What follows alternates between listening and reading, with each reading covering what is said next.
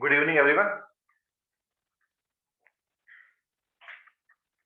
Last class में binomial theorem में मैंने होमवर्क क्या दिया था?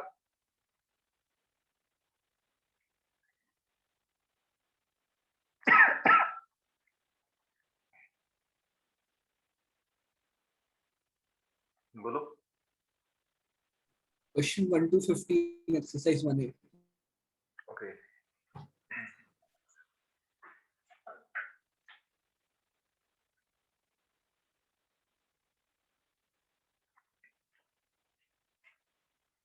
तो एक्सरसाइज बने में क्वेश्चन नंबर 1 to 15 के डाउट्स बताओ।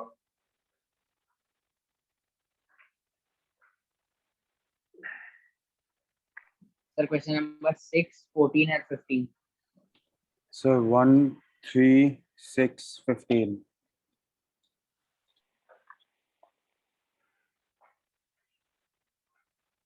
और कोई क्वेश्चन?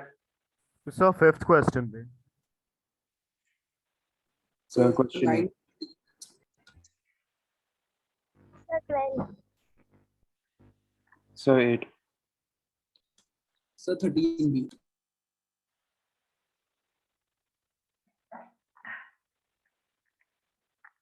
अच्छा, सभी लोग जो आउट ऑफ 15 है, एक बार ये देखो खुद काउंट करके कि तुम लोगों से कितने क्वेश्चंस हो गए आउट ऑफ 15।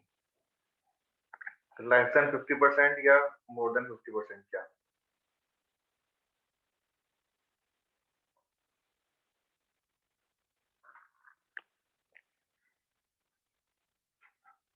क्वेश्चन नंबर सबसे पहले 1।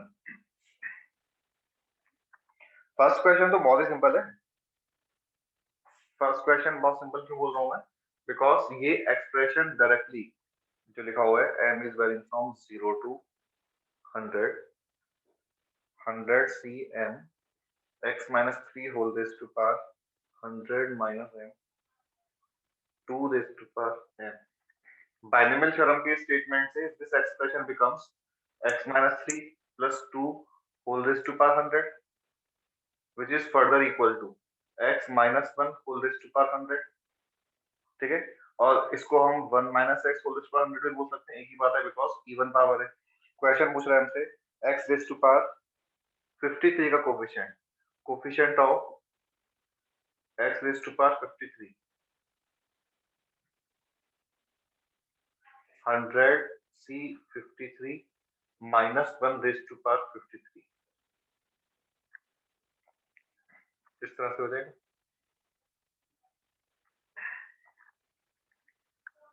Question number 3, the coefficient of 3r term are equal। Third question है बोला है कि 1 plus x raise to power 2n के एक्सपेंशन में t3r coefficient of t3r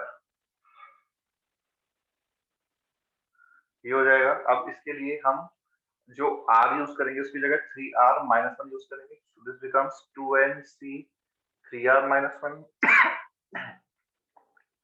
and coefficient of tr plus 2 will be equal to 2nc r plus 1 and question के according ये दोनों equal हैं।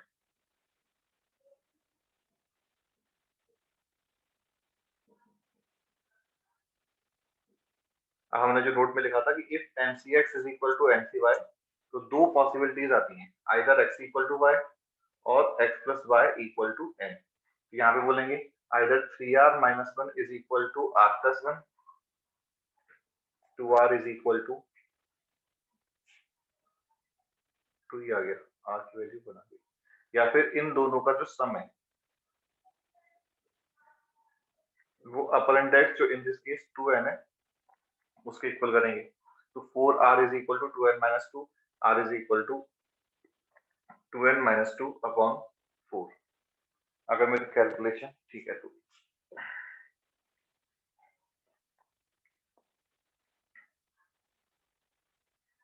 तो डी ऑप्शन आंसर में आता है।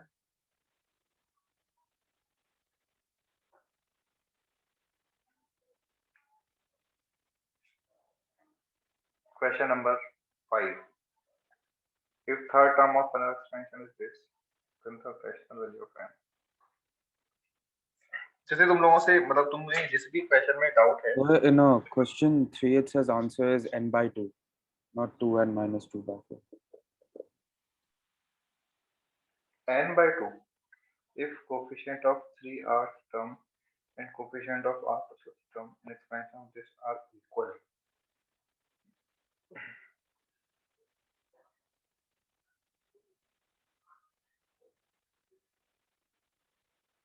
ओके ओके, मैंने यहाँ पे कैलकुलेशन मिस्टेक की है। ये -1 और +1 जो है ये कैंसिल हो जाएगा,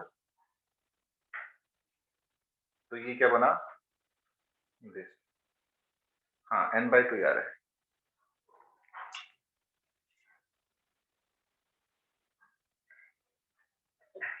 तो ये देखो कि जैसे तुमसे जो भी क्वेश्चन नहीं हुआ है उस क्वेश्चन में कौन सा स्टेप तुमसे नहीं हुआ था, मतलब क्या नहीं आता था।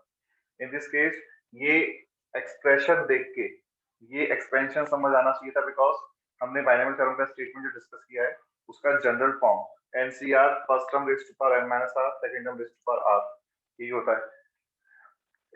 सेकंड वाले क्वेश्चन में 1 plus x raised to power, ये भी हमने क्लास नोट्स में लिखा हुआ है कि 1 plus x raised to power n के एक्सपेंशन में x की पावर r का कोफिशिएंट एनसीआर होता है। तो इन दिस केस x की पावर यहाँ पे x की पावर r जो आता है वो t r plus 1th term में आता है। तो t 3r के लिए हम r के प्लेस पे 3r माइनस 1 और यहाँ पे r प्लस 1 यूज कर लेंगे।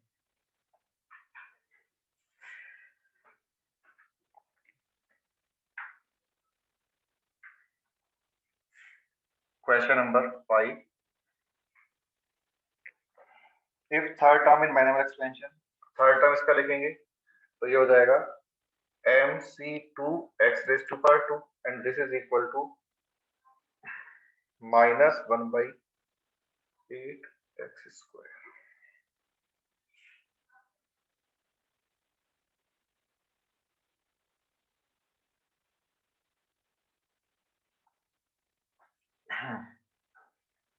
अब देखो -1 by 8 यहाँ पे अब हमने ओके ये अभी अपन ने पढ़ा नहीं है बट ठीक है, m into m minus 1 upon 2 को -1 by 8 के इक्वल करने से हमें m का कोई आंसर मिल जाएगा।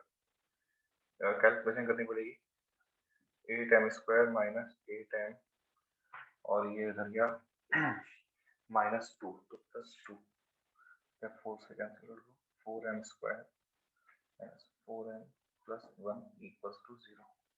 This is 2m minus 1 whole square equals to 0, m equals to half. ये आंसर अपना m इक्वल्स टू हाफ आ जाएगा। बट एक पॉइंट जो हमने अभी तक डिस्कस नहीं किया है कि binomial theorem for negative and fractional index, उसमें क्या होता है कि ये जो हमने ये डिस्कस किया हुआ है कि NCR is defined only when n is a natural number, but in this case ये natural number नहीं आ रहा है। बट हम जब भी ये natural number नहीं होगा हम इसका फॉर्मूला यूज कर सकते हैं। हम MC2 नहीं लिखेंगे, हम उसका फॉर्मूला लिखेंगे। तो ये अभी हम कुछ देर बाद पढ़ लेंगे, बट इसका जो सॉल्यूशन है वो इस तरह से आ जाएगा। क्वेश्चन नंबर 6,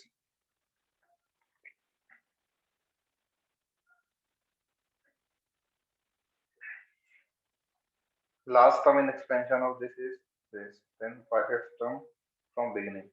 जो क्वेश्चन है बोला है उस इंफॉर्मेशन सर आपने ये वाला से क्वेश्चन कैसे सॉल्व किया, मेरे को आप एक्सप्लेन करो ना फिफ्थ वाला। थर्ड टर्म लिखा, ये क्लियर है। हाँ सर। और क्वेश्चन है ये -1/8 x स्क्वायर के इक्वल बोल रखा है, तो दोनों तरफ के कोफिशिएंट mc2 की वैल्यू लिखी और mc2 की वैल्यू कैसे लिखी, m factorial upon 2 factorial m minus 2 factorial. m factorial को m into m minus 1 into m minus 2 factorial लिखा और m माइनस 2 फैक्टोरियल को ऊपर नीचे से कैंसिल कर दिया, तो m into m minus 1 upon 2 आ गया। इसको -1/8 के इक्वल करके क्रॉस मल्टीप्लाई करके क्वाड्रेटिक बना के सॉल्व कर। ठीक है।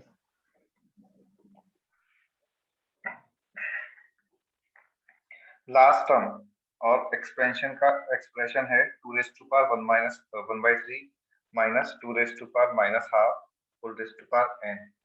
इस एक्सपेंशन का जो लास्ट टर्म होगा वो होगा N C N minus two raise to power minus half whole raise to power N, और ये बन गया minus two raise to power minus का एन बाई टू। ये क्वेश्चन के according 1/3 into 9 raise to power 1/3 whole raise to power log of 8 base 3 के equal है। पहले हम इस नंबर को सिंप्लीफाई कर लेते हैं।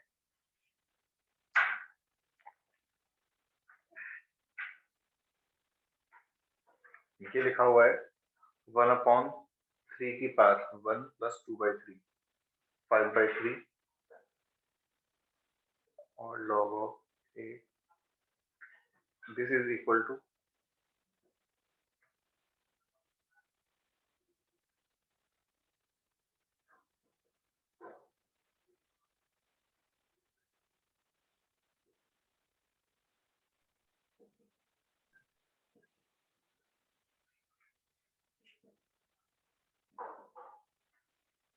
ये 2 रेज टू पावर -5 बन रहा है, तो इस नंबर को हम 2 रेज टू पावर -5 के इक्वल करेंगे, तो n/2 की वैल्यू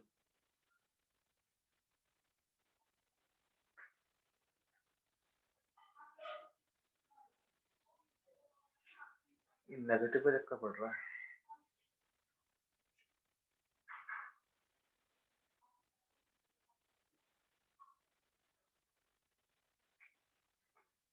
इसके एक्सपेंशन का लास्ट टर्म ये आएगा। अच्छा, मैंने गलत लिखा है। ये जो लिखा हुआ है ये लिखा हुआ है। अब ठीक है,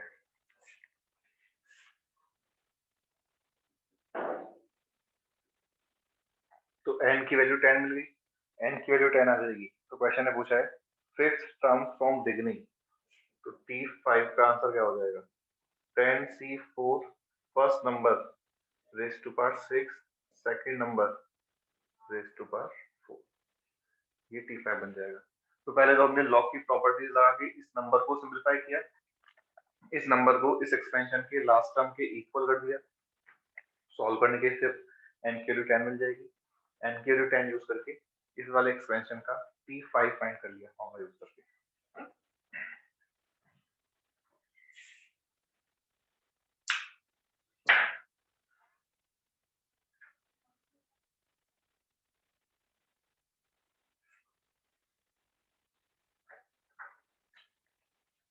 Question number 8.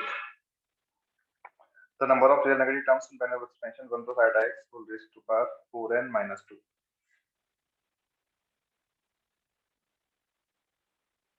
इसके एक्सपेंशन में टोटल 4n minus 1 टर्म्स मिलेंगी।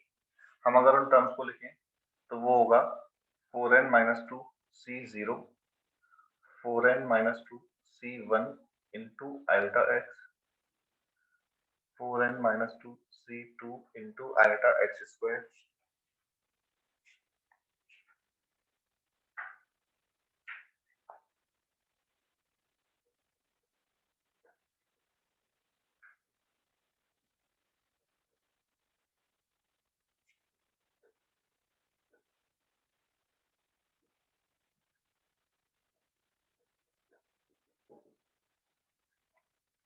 इस तरह से टर्म्स बनेंगी।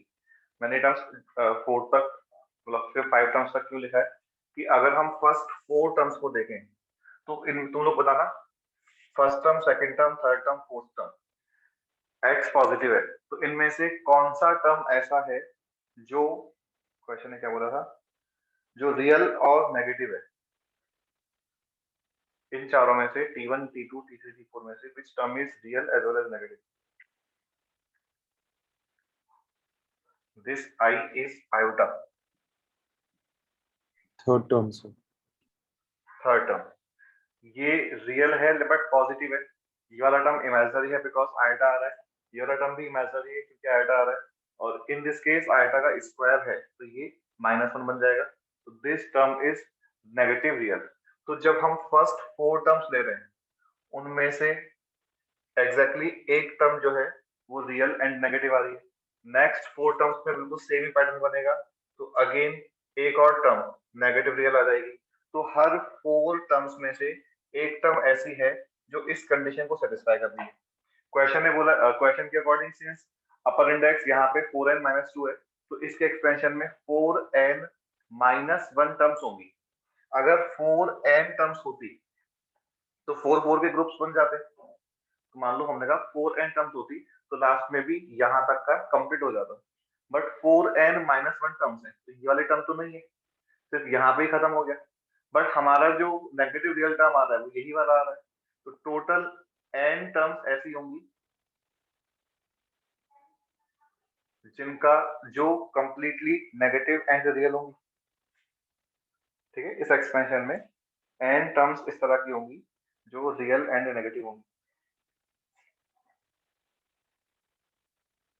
क्वेश्चन नंबर ये था 8।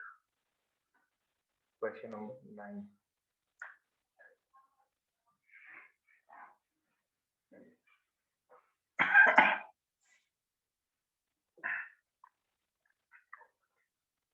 The coefficient of t raised to power 32 in expansion of this. I think इस टाइप का क्वेश्चन तो हमने क्लास में भी किया हुआ है। 1 plus t square whole raised to power 12, 1 plus t raised to power 12, 1 plus t raised to power 24। इनको मल्टीप्लाई किया तो ये 1 plus t raised to power 12 plus t raised to power 24 plus t raised to power 36 into 1 plus t square whole raised to power 12। Coefficient of t raised to power 32 चाहिए in 1 into this plus t raised to power 12। पिछले question में ये नहीं समझ में आया N terms कैसा आया।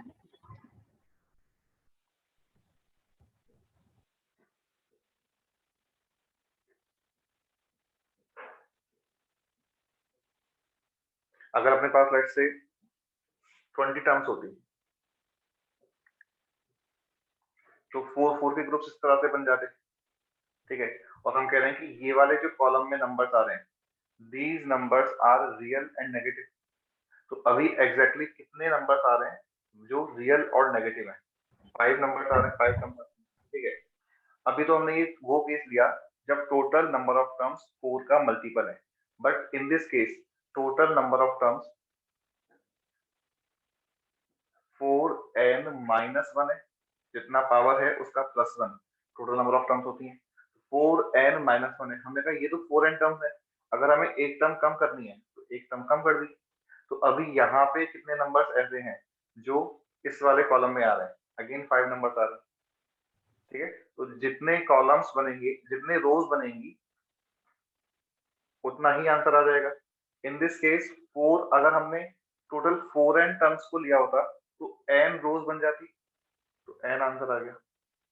ठीक है, समझ आया क्या? Yes sir.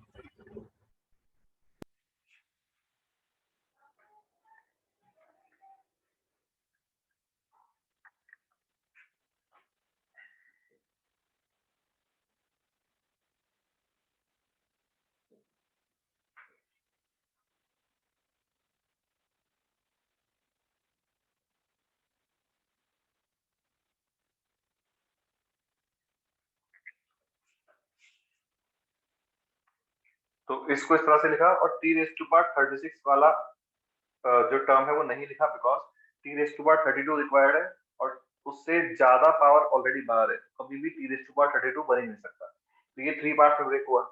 फर्स्ट वाले केस, अच्छा उससे उसके बाद हम इसको एज इट इज छोड़ दिया, इसको तो t रेज़ टू पावर 32 चाहिए in 1 plus t square raise to power 12। In fact यहाँ से भी आंसर नहीं मिलेगा बिकॉज यहाँ से हाईएस्ट पार्ट जो है वो 24 ही बनने वाला है, तो इस केस में कोफिशिएंट 0 हो जाएगा।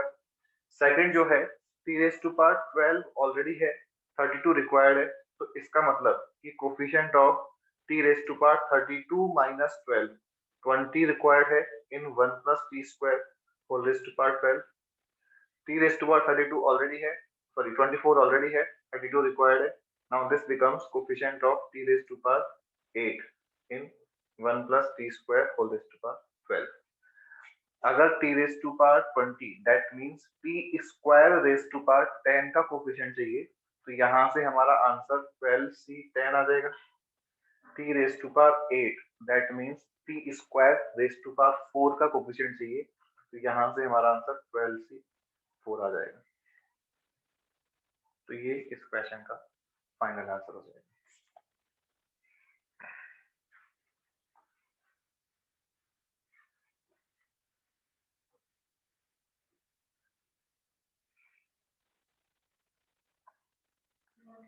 Question number 12, 13, 14, 15.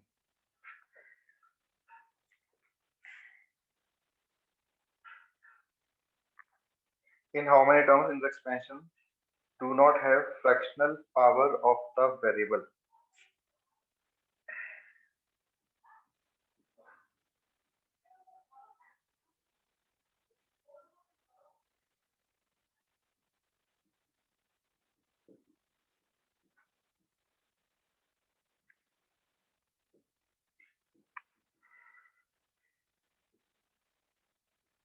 तो वेरिएबल की पावर को इंटीजर बनाने के लिए वेरिएबल की जो पावर है यहाँ से आ रही है 55 माइनस r अपॉन 5, ये इंटीजर 1 एंड r अपॉन 10, ये इंटीजर 2, ये डिवाइड हो रहा है 11 minus r upon 5 is equal to integer 1, तो r upon 5 is some other integer, तो इसका मतलब हो गया कि r is a multiple of 5। ठीक है, यहाँ जो लिखा हुआ है कि r/10 is equal to i2, तो यहाँ से हो गया r is a multiple of 10, और हमें r अब 5 एज वेल एज 10 का मल्टीपल चाहिए, तो इंटरसेक्शन लेने के बाद हम बोल सकते हैं कि r is a multiple of 10। इसके अलावा r जो है वो बिलोंग्स टू होल नंबर है, r less than equal to 55 है, तो इन कंडीशंस को सेटिस्फाई करने वाले r की वैल्यूज कौन कौन सी पॉसिबल है? 0, 10, 20, 30, 40 एंड 50। तो r की टोटल 6 वैल्यूज पॉसिबल है। तो ओनली 6 टर्म्स ऐसी होंगी जब वेरिएबल की जो पावर है वो एक इंटीजर होगी, फ्रैक्शन नहीं होगी। If the coefficients of 5th, 6th and 7th term in the expansion of this are in 80, then find value of n.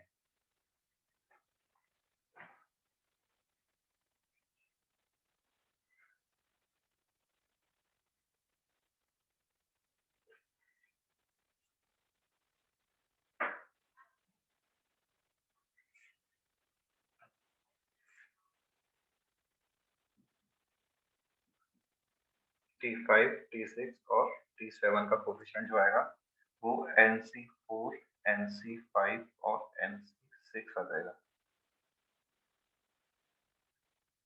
These numbers are in AP. तो अब AP की कंडीशन क्या होती है कि if x, y, z are in AP, then 2y is equal to x plus z. That means, या फिर simple basic से जाए तो कॉन्जिक्यूटिव टर्म का जो डिफरेंस है वो डिफरेंस इक्वल होना चाहिए। तो NC5 minus NC4 is equal to NC6 minus NC5, ये हो जाएगा। अब यहाँ पे अपन को कैलकुलेशन करनी है।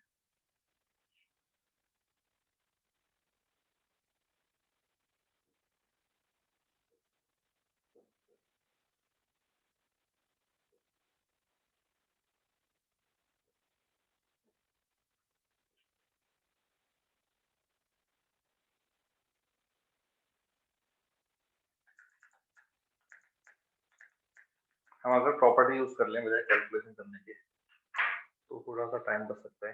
कैसे? ये जो लिखा हुआ है, ये लिखा हुआ है double of NC5 is equal to NC6 plus NC4, NC5 से डिवाइड किया तो बन जाएगा NC6 upon NC5 plus NC4 upon NC5 is equal to 2। Property कौन सा यूज कर सकते हैं? NCR upon NCR minus 1 is equal to N minus R plus 1 upon R। इस प्रॉपर्टी से यहाँ पे लिखेंगे तो ये N माइनस 6 प्लस 1 अपॉन 6 ये आ जाएगा। N के प्लेस पे N ही है और R के प्लेस पे 6 लिखा हुआ है, तो N माइनस 6 प्लस 1 अपॉन 6 आ जाएगा।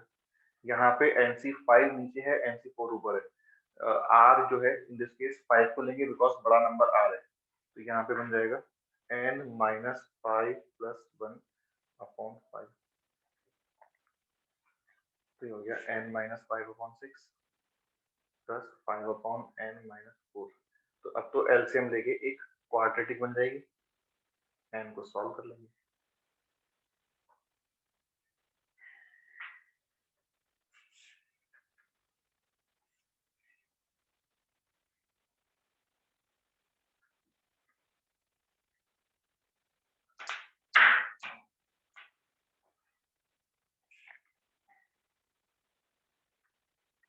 Question number 14. If third term in expansion of this is equal to लिखा है x plus x raised to power log of x base 10 whole raised to power 5, इसका third term 5c2 x raised to power 3 x raised to power log of x 1 2 3 4 5 6।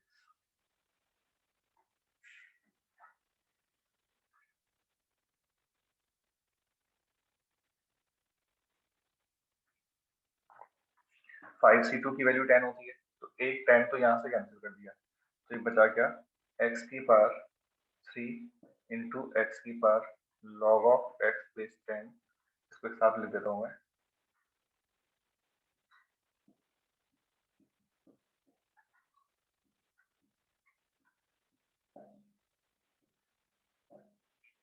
अब ये एक transcendental equation है और इसको हम हिडन ट्रेस से solve कर सकते हैं, और डायरेक्टली यहाँ पे सिंपली बाय ऑब्जर्वेशन x की वैल्यू 10 समझ आ रही है, because log of x base 10 पे 1 बन जाएगा, 3 + 2 5 हो जाएगा।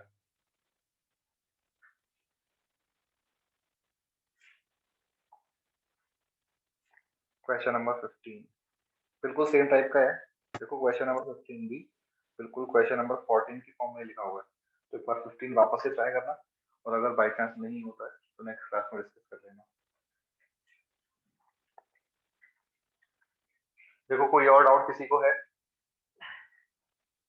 किसी ने अगर इन चैप्टर एक्सरसाइज वगैरह कुछ और सॉल्व किया तो उसके डाउट को Yes, sir. Sir, in chapter exercise question number 10 में doubt है sir. एक्सरसाइज कौन सा 1? So in chapter exercise 1 question number 10. और कोई क्वेश्चन किसी को पूछना है? So इन 1 चैप्टर में हाँ बोलो। 1 and 6. नहीं, मेरे पास ऑडियो प्रॉपर नहीं आया। 1 and 6. इन चैप्टर एक्सरसाइज 1 का ही? Yes, sir.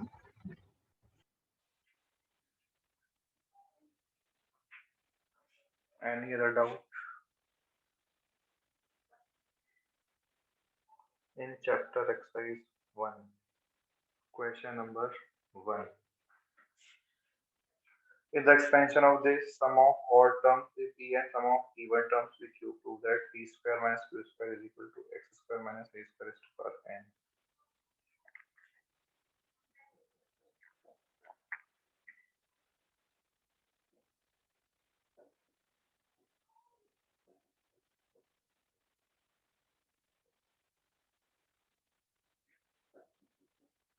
इस तरह से बनेगा। तो क्वेश्चन है जो बोला है सम ऑफ ऑड टर्म्स, तो p जो है वो है nc1, वैसे ये फर्स्ट टर्म है तो ऑड टर्म इसी लेना होगा, nc0 x raised to power n, फिर nc2 x raised to power n minus 2 by a raised to power 2, then nc4 x raised to power n minus 4 a raised to power 4, and so on हो जाएगा। q is nc0 x raised to power नहीं nc1 x raised to power 1 n minus 1 and into a, nc3 x raised to power n minus 3 a cube, nc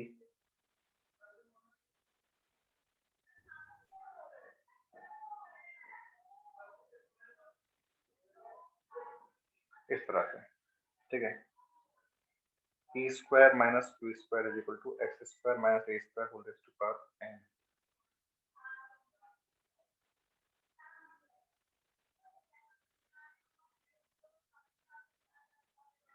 T square minus Q square बन जाएगा P minus Q, x minus एक expansion, x plus एक expansion. ठीक है,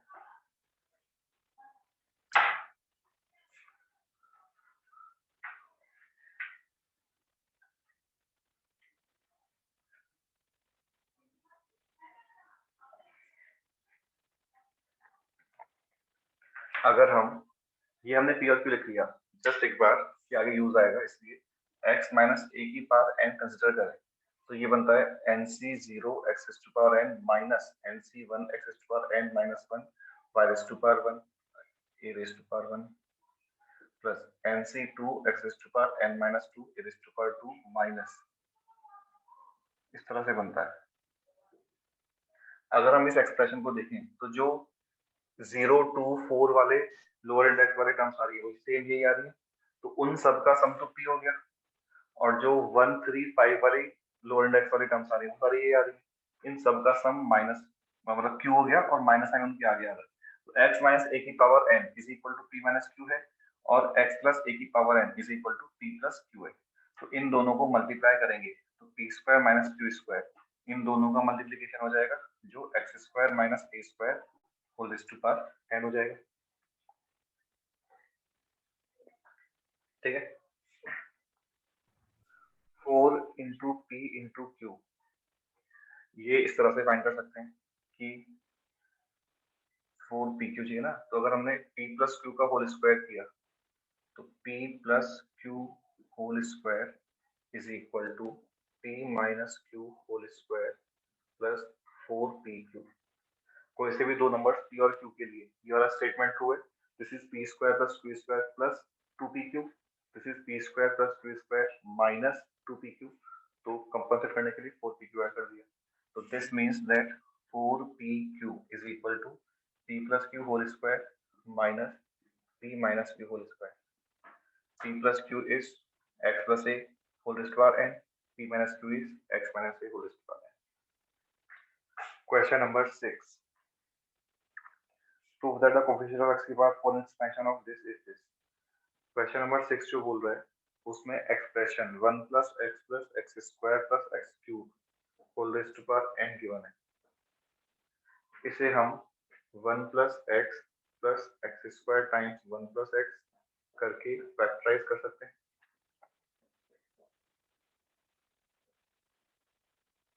तो इसके expansion में x raise to power 4 का कोफिशिएंट चाहिए, कैसे मिल सकता है? यहाँ से x की पावर 0, यहाँ से x की पावर 4, यहाँ से x की पावर 2, यहाँ से x की पावर 2, यहाँ से x की पावर 4, यहाँ से x की पावर 0। हमने ऑड वाले केसेस नहीं लिए हैं बिकॉज यहाँ से ऑलवेज x का इवन पावर ही मिलेगा।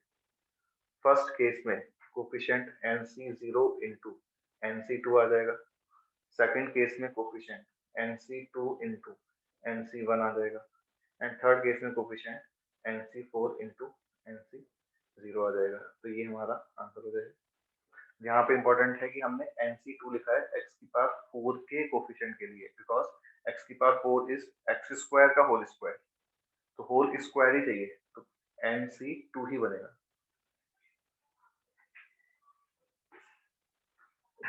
Question number 10. ABC are three terms of this, then find n. ABC are three consecutive terms of the expansion, then find n. And in terms of ABC चाहिए, calculation बहुत हो जाएगी।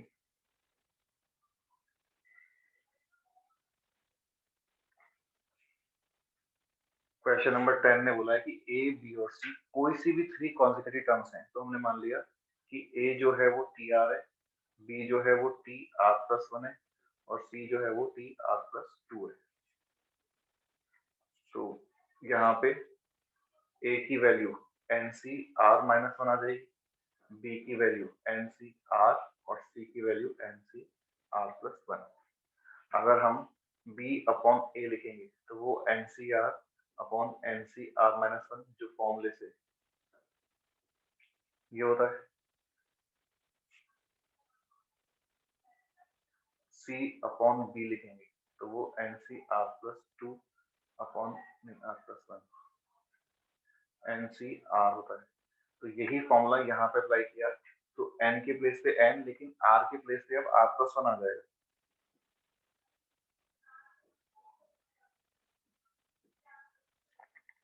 तो अपने पास अब 2 equations आ गई, equation number 1 and equation number 2। इन दोनों equation से r को एलिमिनेट करके, r को एलिमिनेट कैसे करेंगे, ये b upon a is equal to n plus 1 upon r minus 1, तो plus 1 is equal to n plus 1 upon r। तो यहाँ से r की value n plus 1 times a upon a plus b ये आ रही है।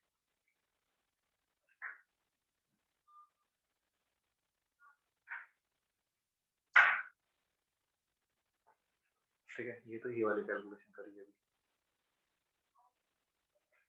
इसकी कैलकुलेशन करें तो ये हो जाएगा c upon b plus 1 is equal to n plus 1 upon r plus 1। तो यहाँ से r प्लस 1 की value n plus 1 times b upon b plus c आ रही। इन दोनों से r को एलिमिनेट कर दिया तो n plus 1 times a upon a plus b plus 1 is equal to n plus 1 times b upon b plus c। इसको वहां ट्रांसफर करके या इसको यहाँ ट्रांसफर करके n प्लस 1 की वैल्यू आ जाएगी।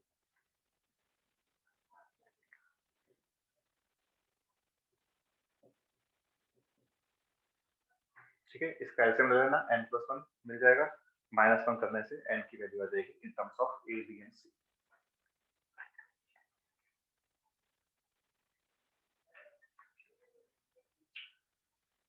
देखो कुछ और पूछना है या इनमें जो बोर्ड पे लगा है उसमें कुछ डाउट?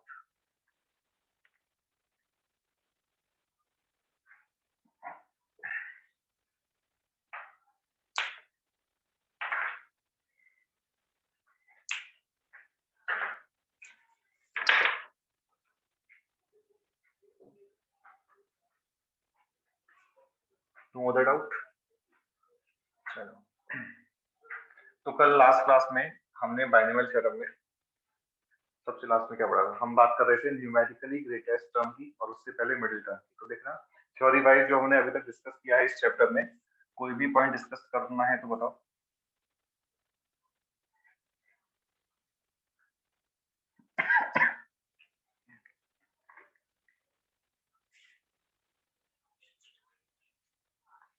नहीं?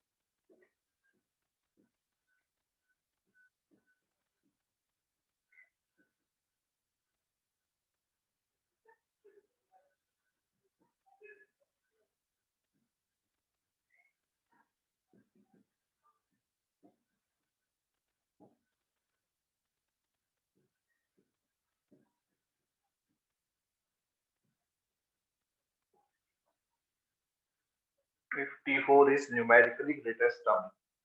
An expansion of this. Then find n. जो हमने लास्ट क्लास में क्वेश्चन किया था उसमें तो क्वेश्चन में n बता रखा होता था और which term is numerically greatest term पूछा होता था। अब रिवर्स क्वेश्चन है,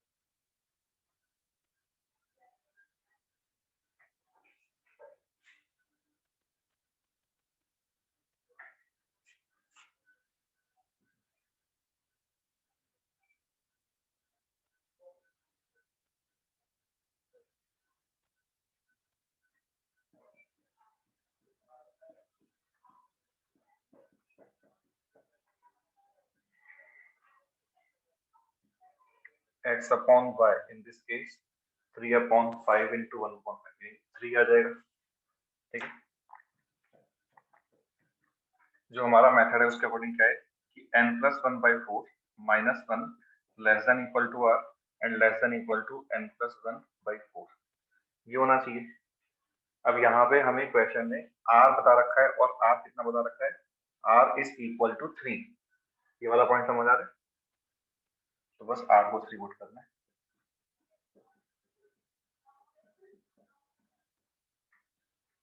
इन दोनों को कंबाइन किया तो n plus 1 by 4 less than equal to 4 आ रहा है और इन दोनों से n plus 1 by 4 is greater than equal to 3 आ रहा है। तो n plus 1 12 to 16 लाई करेगा, दैट मीन्स n जो है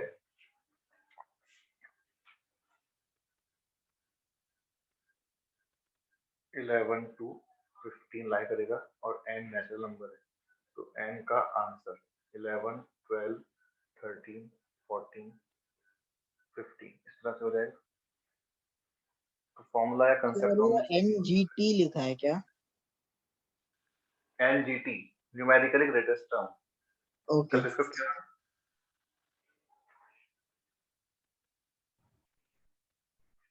सर तो वो हमने लेस देन 4 कैसे कंप्यूट किया? बाबा से बोला देन 4 सब वो आपने कैसे निकाला? मतलब जैसे अभी मैं एक बार ऐसा करता हूँ, स्टेप 1 स्टेप 2 स्टेप 3 सभी लोग एक बार पूरा ये नोट कर लो और एक बार पूरा एक्सप्लेन भी करता हूँ कि सबसे पहले हमने 1 plus n upon 1 plus mod of x upon y जो लास्ट क्लास में फॉर्मूले की फॉर्म में डिस्कस किया था उस एक्सप्रेशन की वैल्यू फाइंड की। इन दिस केस n तो n ही है but x upon y 3 upon 5x बन जाएगा मॉड के अंदर, x जो है वो 1 upon 5 है तो वो 3 बन जाएगा, तो ये n plus 1 upon 4 बन गया। तो this expression -1 is less than equal to r is less than equal to this expression। यहाँ पे r की वैल्यू क्वेश्चन में since t4 is numerically greatest term तो t4 के लिए हम r को 3 यूज करेंगे t r plus 1 से, तो r के प्लेस पे 3 रखा। इन दोनों को चेक करें तो 1 को ट्रांसफर करने के बाद n plus 1 by 4 is less than equal to 4 हो गया, तो ये जो है वो मैंने यहाँ पे लिखा हुआ है n plus 1 by 4 is less than equal to 4। ठीक है, इसको चेक करें तो ये लिखा हुआ है n plus 1 by 4 is greater than or equal to 3। तो देखो n plus 1 by 4 is greater than or equal to 3 यहाँ पे लिखा हुआ है। हम वैसे ही चाहें तो इसको अलग और इसको अलग भी सॉल्व करके आंसर फाइंड कर सकते हैं, अभी मैंने एक साथ कर दिया। तो n plus 1 by 4 जो है वो 3 to 4 लाई कर रहा है विद इक्वल 4 को क्रॉस मल्टीप्लाई किया और फिर 1 को ट्रांसफर कर दिया, तो n 11 to 15 आ गया और n नेचुरल नंबर है तो 11 12 13 14 15 आ जाएगा। अभी कोई स्टेप पूछना है किसी को?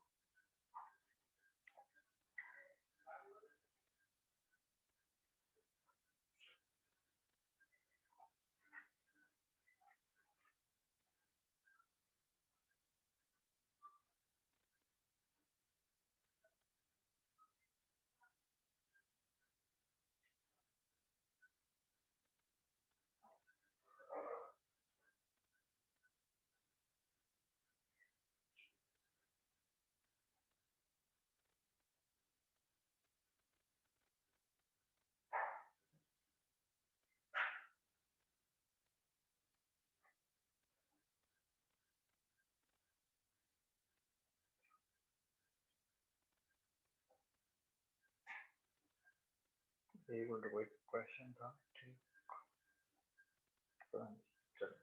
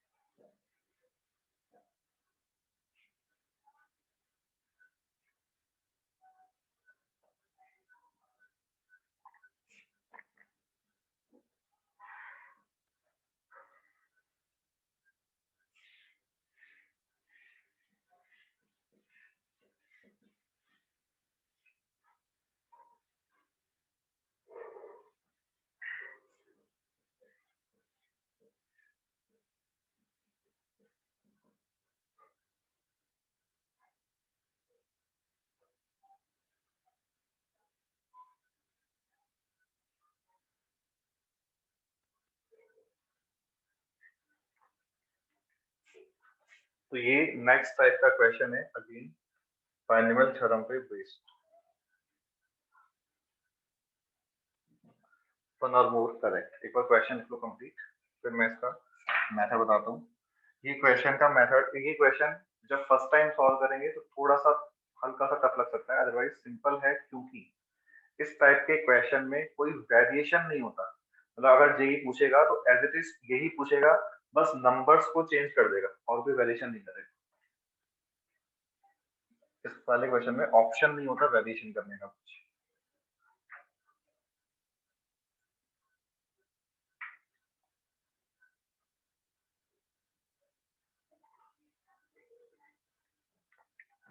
इस क्वेश्चन को शुरू करने पहले हम सबसे पहले इंटीग्रल पार्ट और फ्रैक्शनल पार्ट सबको क्लियर देखिए। कोई भी एक नंबर n मान लो 36.73 है, तो 36 तो इसका इंटीग्रल पार्ट हो गया और 0.73 इसका फ्रैक्शनल पार्ट हो गया। अगर कोई नंबर 35 है तो 35 इसका इंटीग्रल पार्ट हो गया और 0 इसका फ्रैक्शनल पार्ट हो गया। तो किसी भी नंबर का जो फ्रैक्शनल पार्ट है ये ऑलवेज 0 to 1 लाई करेगा और 0 पे इक्वलिटी है, 1 पे नहीं है। फ्रैक्शनल पार्ट 1 के इक्वल नहीं होगा, 1 से छोटा ही होगा, बट 0 और ग्रेटर देन 0 हो सकता है। ठीक है, अब क्वेश्चन ने जो बोला है कि i plus f is equal to 5 plus 2 root 6 whole raised to power n। In questions को सॉल्व करने का मेथड क्या है कि हम एक इसका कॉन्जुगेट कंसीडर करेंगे और इसका conjugate 5 minus 2 root 6 raised to power n हो जाएगा, जिसे हम x बोल देंगे। लेकिन ऑलवेज यही कॉन्जुगेट लिखना है ऐसा नहीं है। अभी तो हमने इरेशनल पार्ट के आगे नेगेटिव साइन लगाया है, बट हमें ये देखना है कि 5 और 2 रूट 6 इन दोनों में से कौन सा नंबर बड़ा है। बताओ, 5 और 2 root 6 which number is greater? 2 root 6. 5 का स्क्वायर जो है वो 25 है और 2 रूट 6 का स्क्वायर 24 है, तो 5 इज ग्रेटर देन 2 रूट 6। तो अगर 5 2 रूट 6 से बड़ा है तो हमें इस तरह से कॉन्जुगेट लेना है कि वो नंबर पॉजिटिव ही रहे। तो हमने इसलिए 5 minus 2 रूट 6 लिखा है। मान लो दूसरे क्वेश्चन में 7 plus 5 root 2 लिखा होता i plus f, तो हम इसका जो कॉन्जुगेट है वो 5 root 2 minus 7 raised to power n लेते, बिकॉज 7 और 5 root 2 में से 5 root 2 बड़ा नंबर है, इसका स्क्वायर जो है वो 50 हो जाता है, जबकि इसका स्क्वायर 49 है। तो पॉइंट क्लियर है?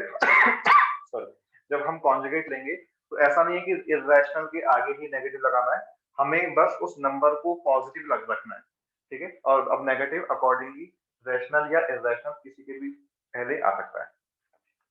हमने इसका कॉन्जुगेट ये x कंसीडर कर लिया।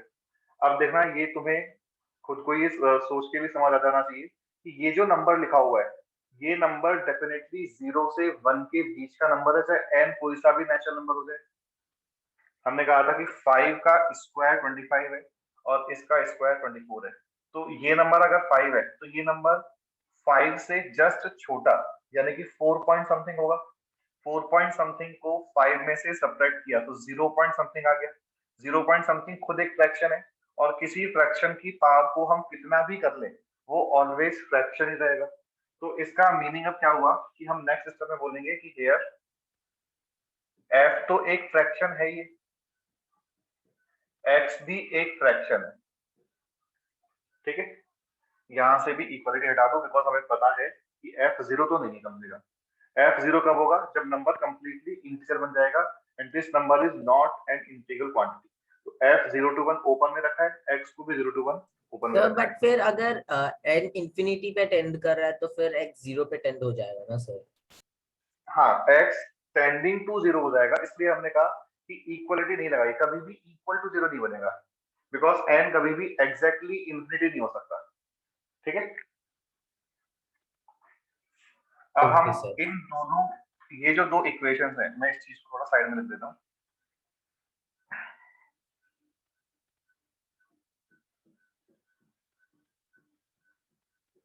अब हम इन दोनों इक्वेशंस को या तो ऐड करेंगे या सब्ट्रैक्ट करेंगे, और ये हमें डिसाइड करना है। और कैसे डिसाइड करना है कि जब हम इन टर्म्स को बायनोमियली ओपन करेंगे, तो बायनोमियली ओपन करेंगे तो देखो कुछ टर्म्स इसमें रैशनल आएंगी कुछ टर्म्स इरेशनल आएंगी, तो हमें इनको या तो ऐड करना है या सब्ट्रैक्ट करना है। इस तरह से करना है कि इरेशनल टर्म्स कैंसिल हो जाएं। तो जो फर्स्ट वाला है उसका expansion nc0 into 5 raised to power n, nc1 into 5 raised to power n minus 1, 2 root 6 raised to power 1, फिर nc2 5 raised to power n minus 2, 2 root 6 का whole square and so on बनेगा। तो rational term, irrational term, rational term and irrational term. Second वाले का expansion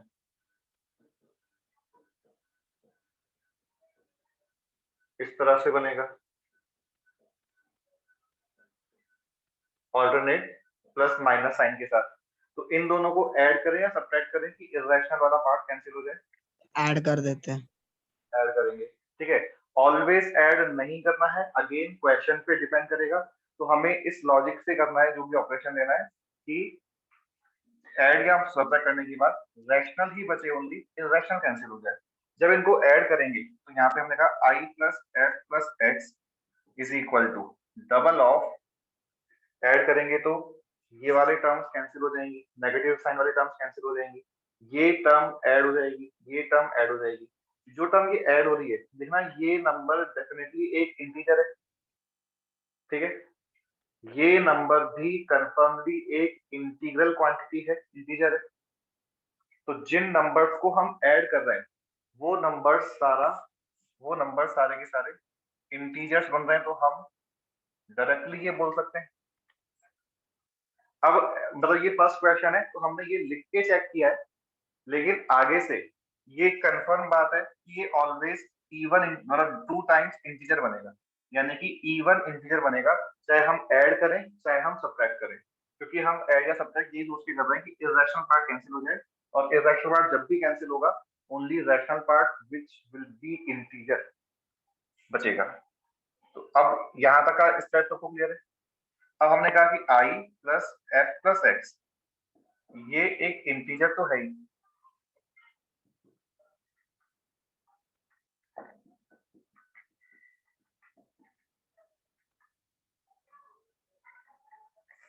i एक integer है, ये भी एक इंटीजर है। तो f प्लस एक्स भी डेफिनेटली एक इंटीजर होगा, बिकॉज इंटीजर में कोई दूसरा इंटीजर ऐड करेंगे तभी जाके आंसर इंटीजर आएगा। तो हमने यहाँ से बोला कि f plus x is an integer. f और x की ये रेंज है, तो f प्लस एक्स इनको ऐड करने से 0 से 2 लाई करेगा। अब f प्लस एक्स इंटीजर है और f प्लस एक्स 0 से 2 लाई कर रहा है, तो f प्लस एक्स की वैल्यू 1 फिक्स हो गई। इस इंटरवल में ओनली एक ही इंटीजर लाई कर रहा है, दैट इज प्लस 1। तो f plus x is equal to 1, ठीक है। अभी तक जो मैंने बोर्ड पे लिखा है वो देखो, कोई भी पॉइंट डिस्कस करना है क्या हमें, सिंस ये अपना फर्स्ट क्वेश्चन है तो मैंने अभी यहाँ पे जो लिखा था वो समझाया था, बट आगे से बस ये डिसाइड करना है कि ऐड करेंगे या सब्ट्रैक्ट करेंगे। जो भी करेंगे, अगर ऐड किया तो definitely i plus f plus x is equal to even integer आएगा, सब्ट्रैक्ट भी किया तो i plus f minus x is equal to even integer आ जाएगा, ठीक है। यहाँ तक तो नोट कर लो। अब इसके बाद तो मुझे ए और बी ऑप्शन में से पहले बताओ कि कौन सा आंसर आएगा। सर तो f B plus x equal to 1 आप वापस एक्सप्लेन कर सकते हो कैसे आया? इसके ऊपर जो लिखा हुआ है कि f प्लस एक्स इंटीजर है, यहाँ तक समझ आ गया। हाँ यस सर, वहां तक समझा। उसके बाद f प्लस एक्स की वैल्यू 0 से 2 लाई कर रही है, यही समझ आ यस गया। सर समझा। 0 से 2 के बीच में कौन कौन से इंटीजर्स लाई कर रहे हैं, ओ यस समझ गया सर। ठीक है। हाँ, आंसर क्या आया ए और बी में से? Sir B option sir. B option. और लोगों को देखो समझ आ गया क्या बी ऑप्शन? यस सर समझा।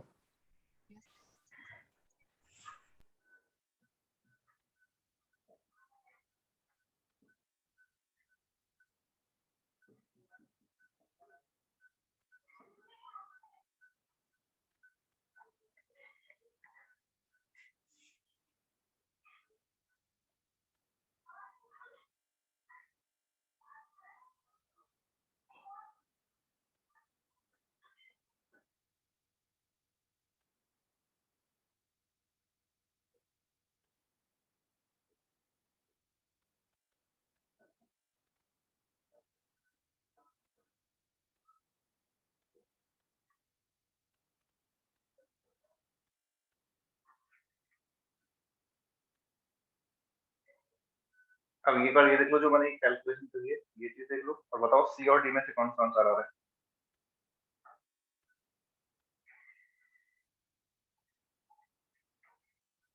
So C.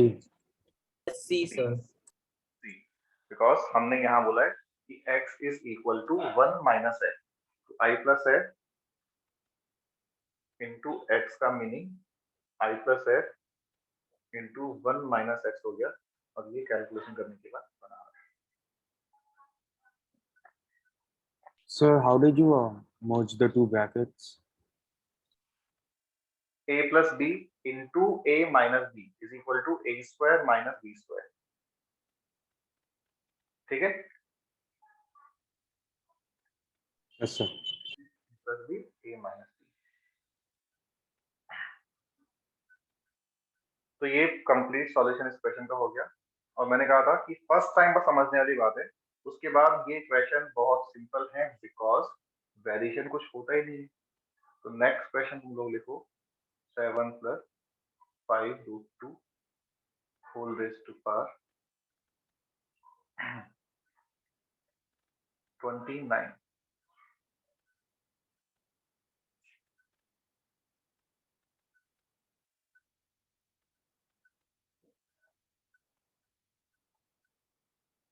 यही सेम चारों ऑप्शन है।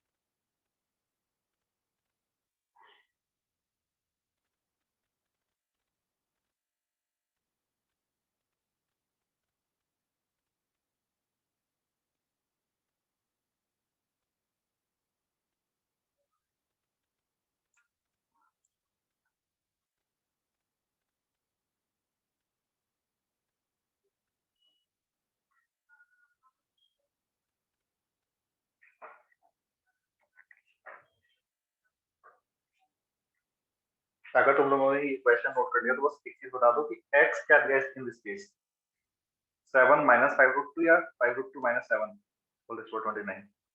5√2 - 7। बिल्कुल ठीक है, because in this case 5 root 2 is greater than 7। But एक और चीज इंपॉर्टेंट कि जब हम यहाँ पे 5 रूट 2 माइनस 7 लिख रहे हैं तो फिर जो फर्स्ट नंबर है इसको भी इसी फॉर्म में लिखेंगे। That means I plus F को हम 5 रूट 2 प्लस 7 लिख लेंगे, जिससे कि दोनों को ऐड या सब्ट्रैक्ट करके जो कैलकुलेशन करनी है वो डायरेक्टली समझ आ जाए। तो अब ये बताओ कि इसके एक्सपेंशन में फर्स्ट टर्म जो आएगा वो रैशनल आएगा या इररेशनल आएगा?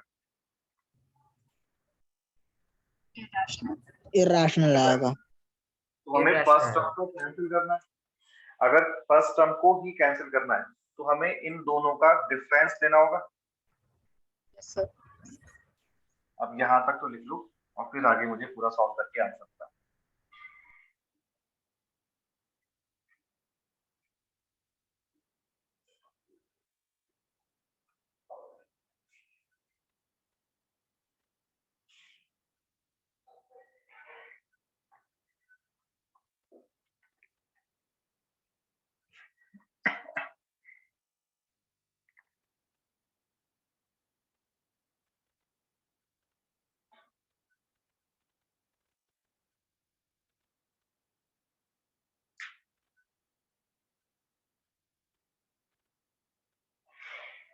सर इस बार ए और डी आ रहा है सर।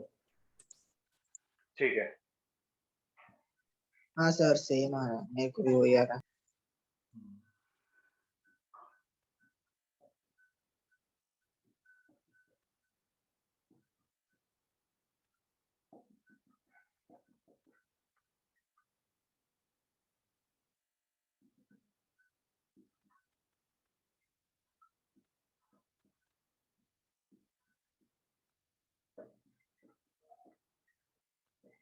अच्छा बताना, अगर f और x दोनों ही 0 to 1 लाई कर रहे हैं तो f माइनस एक्स कहाँ से कहाँ तक लाई करेगा?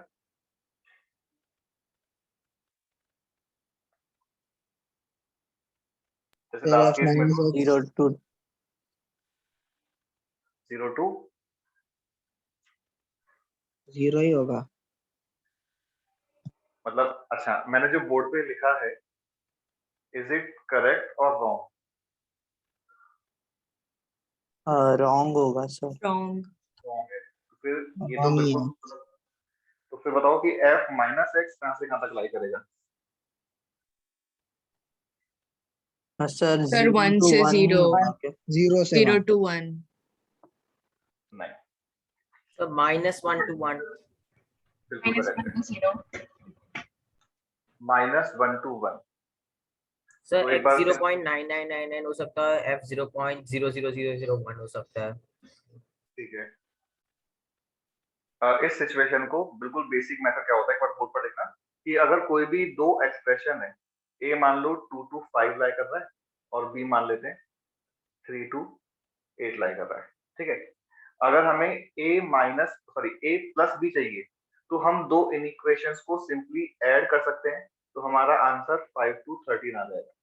लेकिन हम दो इन इक्वेशंस का डिफरेंस नहीं दे सकते, ठीक है। अगर हमें a माइनस बी रिक्वायर्ड है तो हम क्या करेंगे, पहले इस सेकंड वाली इनइक्वेशन को -1 से मल्टीप्लाई करेंगे। तो जब भी हम इनइक्वेशन को एक नेगेटिव क्वांटिटी से मल्टीप्लाई करते हैं तो इनइक्वालिटी का साइन जो है वो रिवर्स हो जाता है, ठीक है। तो अगर हमने इसको -1 से मल्टीप्लाई किया तो this inequation becomes -8 is less then -b is less then -b। ये वाला पॉइंट क्लियर है सभी को? इनइक्वालिटी का साइन हमने Yes, रिवर्स sir. कर यस दिया। सर समझ ली। अब और हम फिर इन ऐड दोनों कर को देंगे. ऐड कर देंगे, बिल्कुल। तो 5 - 3 अपर लिमिट 2 आ जाएगी और 2 - 8 लोअर लिमिट -6 आ जाएगी। तो a माइनस बी -6 to 2 लाई करेगा और वही चीज यहाँ पे भी करिए कि इसका मीनिंग हो गया कि -1 less than -x less than 0 और अब इन दोनों को ऐड करने से f - x -1 to 1 आ गया। सर बट वही आगे सेम चीज है। हाँ, कुछ पूछना है किसी को? सर या फिर हम लोग एक्सट्रीम वैल्यूज दोनों साइड के मतलब एक का लेफ्ट हैंड का एक्सट्रीम वैल्यू और एक का राइट हैंड का एक्सट्रीम वैल्यू लेके भी कर सकते हैं ना सर? हाँ बिल्कुल, वही एक्चुअली वही मतलब मैथमेटिकली वही हो रहा है, बिल्कुल कर सकते हैं हम ऐसा। f माइनस एक्स इंटीजर है और इस इंटरवल में ओनली वन इंटीजर 0 लाई कर रहा है। 0 को यहाँ पुट किया i + 0 is equal to even, तो यहाँ से ऑप्शन ए आ गया। और सेकंड की हमने अगर इन दोनों को मल्टीप्लाई किया i + f into x, तो लास्ट वाले मेथड से इवन आ जाएगा, but in this case x is equal to f, तो डी ऑप्शन आ जाएगा, ठीक है। तो अभी हमने जो डिसाइड करने वाला स्टेप था वो ओनली ये था कि हमें ऐड करना है या सब्ट्रैक्ट करना है। अब आगे से हम एक जनरल रूल बना सकते हैं ऑब्जेक्टिव पेपर में टाइम बचाने के लिए कि अगर हमने ऐड किया तो कंफर्मली f + x आने वाला है, ऐड करेंगे तो, और f + x की वैल्यू डेफिनेटली 1 होगी। और यहां से भी कंफर्म हो गया कि i ऑड आएगा, तो चाहे कोई सा भी डेटा दे रखा है, अगर हमने ऐड करना है तो f + x 1 होगा और i ऑड आ जाएगा। इस केस में f + x 1 है तो x is equal to 1 - f आएगा, that means i + f into 1 - f की वैल्यू 1 आ जाएगी। तो इन सारी सिचुएशंस में जब भी हमें ऐड करना है, ये वाले ऑप्शंस यानी कि बी और सी ऑप्शंस आंसर में आ जाएंगे। वो सारे केसेस जब हमने डिफरेंस दिया है तो उस केस में ए और डी ऑप्शन आंसर में आ जाएंगे, ठीक है।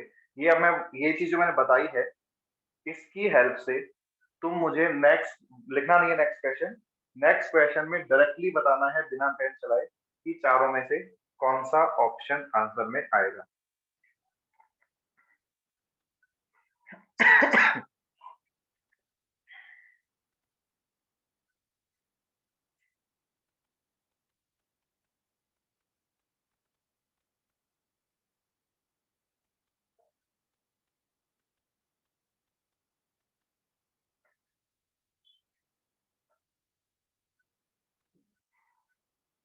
बताओ, तो ये डिसाइड करना है कि ऐड या सब्ट्रैक्ट में क्या करना है। So A and D. A and D, A and C sir. नहीं ए और सी तो आंसर में आ नहीं सकते। नहीं सॉरी बी एंड एक B and C. B and C, हाँ B and C. B and सी।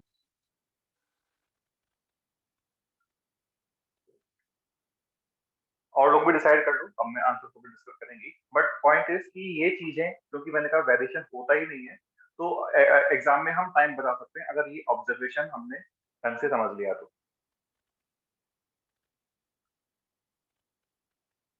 तो अब ऐड या सब्ट्रैक्ट में से क्या करना है ये कैसे डिसाइड होगा। सबसे पहले फर्स्ट स्टेप ये चेक करो कि इन दोनों नंबर्स में से बड़ा नंबर कौन सा है। 4 और रूट 15 में से बड़ा नंबर 4 है, बिकॉज 4 का स्क्वायर 16 और रूट 15 का स्क्वायर 15।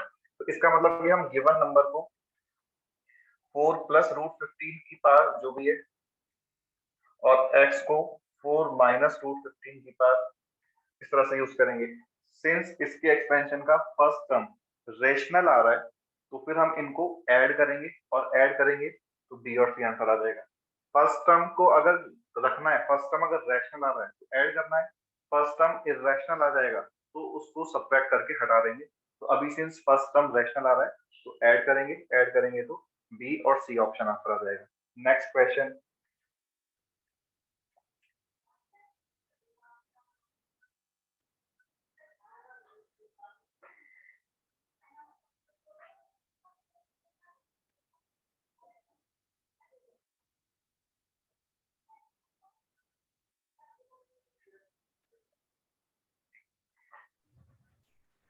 A and D. और लोग बताओ।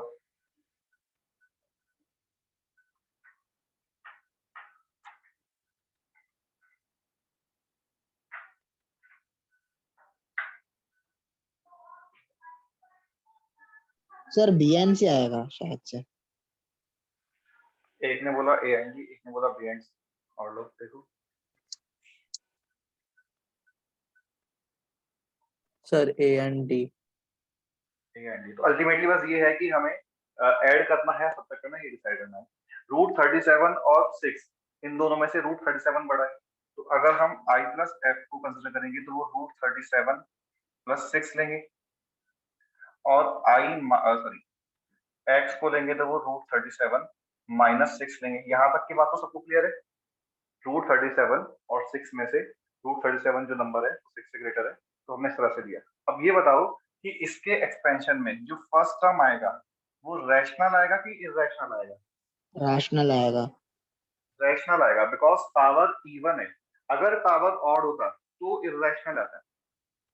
फर्स्ट टर्म अगर रैशनल आएगा तो फिर हम इन दोनों को ऐड करेंगे बिकॉज रैशनल टर्म्स को रखना है, और ऐड करेंगे तो B and C options answer में आएंगे। अभी वाली बात भी क्लियर हुई कि ऐसा नहीं है कि ऑलवेज अगर इरेशनल टर्म इस बाइनोमियल एक्सप्रेशन में पहले लिख दिया तो हमेशा डिफरेंस ही लेंगे, वो पावर पे भी डिपेंड करेगा। तो अगर पावर यहाँ पे 40 की जगह 39 होता सेम डेटा, तो हम इन दोनों को सब्ट्रैक्ट करते और आंसर ए और डी ऑप्शन आता, क्योंकि फर्स्ट टर्म जो है वो इरेशनल आएगा। But in this case even power है तो फर्स्ट टर्म रैशनल हो जाएगा, और इसको हमें कैंसिल नहीं करना है तो ऐड करना होगा। ऐड करेंगे तो बी एंड सी ऑप्शन आ जाएगा। तो अभी ये वाले इस टाइप के जो क्वेश्चन हैं वो समझ आ गए कि नंबर कुछ भी हो, नंबर हमेशा डेटा ऐसा ही गिवन होगा कि इन दोनों का जो डिफरेंस है, मतलब इसके कॉन्जुगेट की जो वैल्यू है वो ऑलवेज 0 और 1 के बीच में लाई करने वाला कोई नंबर होगा, एक फ्रैक्शन होगा। डेटा इसी टाइप का होगा इस क्वेश्चन में।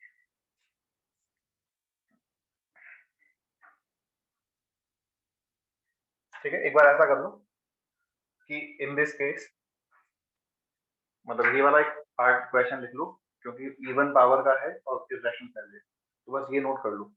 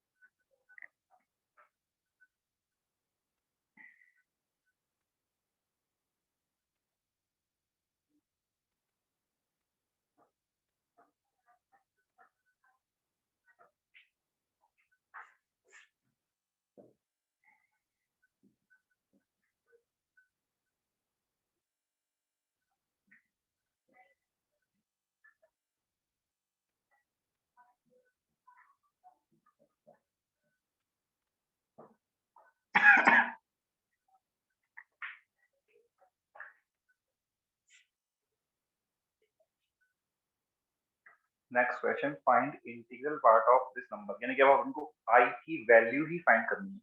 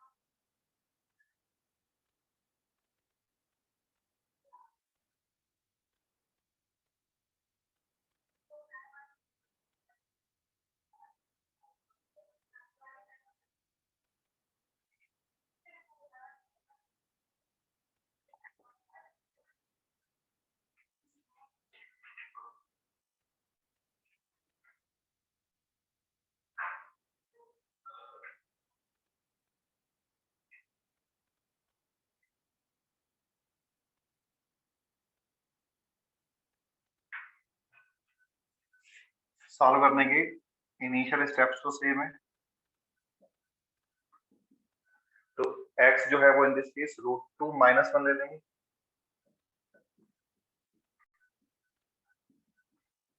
सिंस फर्स्ट टर्म रैशनल आ रहा है तो ऐड करेंगे,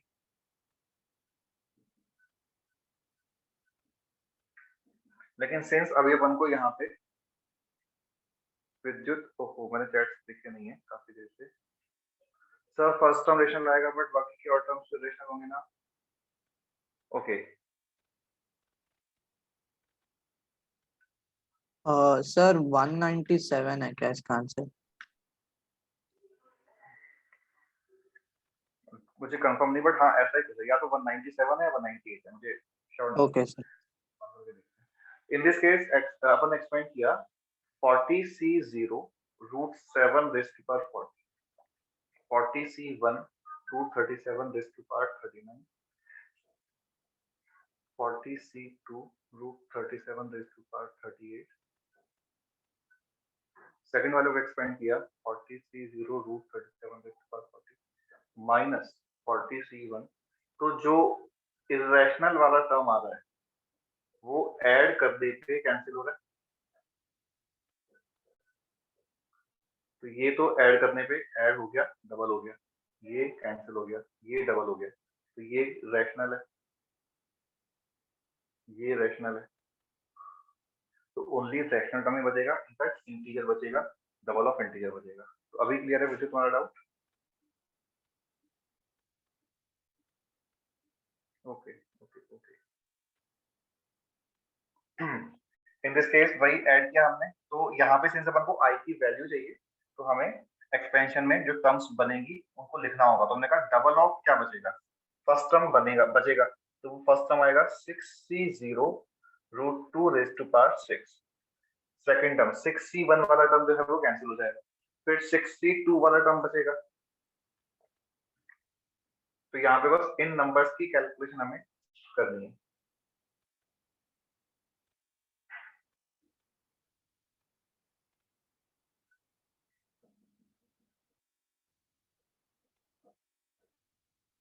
six C zero into √2 8, 6C2 6 into 5/2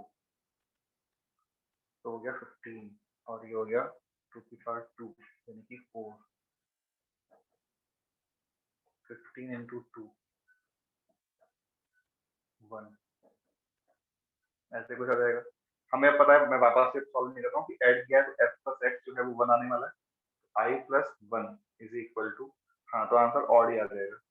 in this case ये हो गया 99 का डबल 198, तो i इज इक्वल टू 197।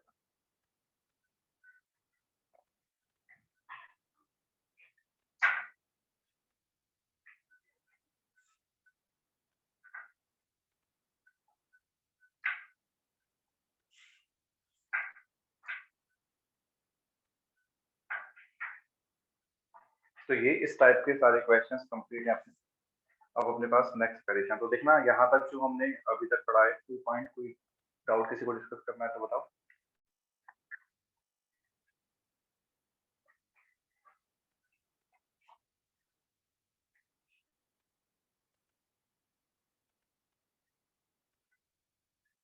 अभी तक हमने जो भी मतलब फर्स्ट लेक्चर से लेके अब तक जितने भी क्वेश्चंस किए हैं वो binomial theorem n belongs to n के लिए किए हैं, ठीक है। n एक नेचुरल नंबर है, अगर n मान लो ऐसे कुछ है x plus y raise to power 3/2 या x plus y raise to power -5, तो इस तरह की जो सिचुएशन है उसके लिए हम अभी बात करेंगे।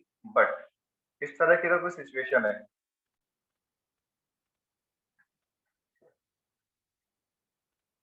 कुछ भी कि मतलब पावर में इरेशनल नंबर है, तो इस टाइप के एक्सप्रेशंस का एक्सपेंशन हमको नहीं आता, मतलब अपने पास ऐसा कोई फॉर्मूला नहीं है।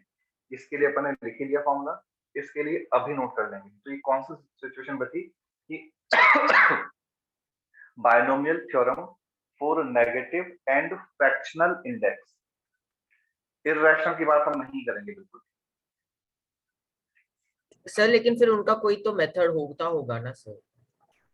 नहीं, मेथड होता होगा, लेकिन अपने अभी तो मैं ये जो बता रहा हूँ ना, बायनोमियल थ्योरम जब n बिलोंग्स टू n है, ये जेई मेंस और जेई एडवांस दोनों के सिलेबस में है। लेकिन अगर n जो है वो फ्रैक्शनल या नेगेटिव इंडेक्स है, ये ओनली जेई मेंस में है, ये एडवांस में भी नहीं है। और जो इरेशनल नंबर वाला केस है वो अपने जेई के सिलेबस में ही नहीं है।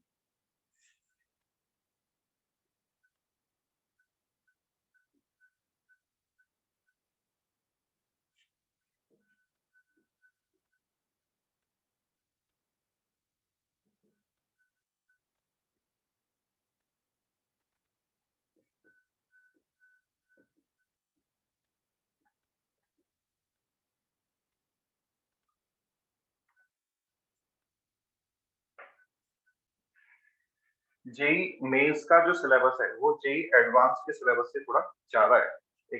एक दो टॉपिक तो इस तरह के हैं, और उसके अलावा complete chapter mathematical reasoning, sets, statistics, ये जो चैप्टर्स हैं ये जेई मेंस में है ओनली, जेई एडवांस में नहीं। सर एमआर का फुल फॉर्म क्या है? Mathematical reasoning, mathematical reasoning, statistics और sets, sets and relations. Binomial theorem for negative and fractional index, इसके लिए तो जो हमने क्वेश्चन किया उसमें, तो जो हमने क्वेश्चन किया है उस जिसका ऑप्शन ऑलवेज सेम दिए होते हैं, तो एग्जाम में वो मैं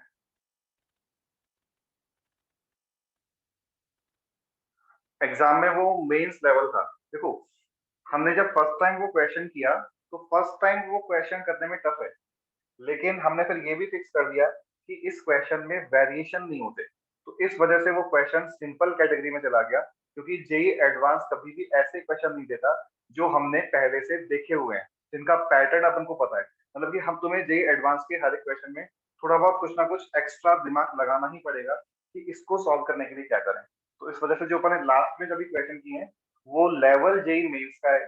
बट उन क्वेश्चन में मान लो कोई मतलब किसी ने सोच ही लिया कि मुझे इसमें वेरिएशन करना ही करना है, और उससे अपना दिमाग लगा के घुमा फिरा के क्वेश्चन बना लिया, तो बनाने को तो बनाया जा सकता है।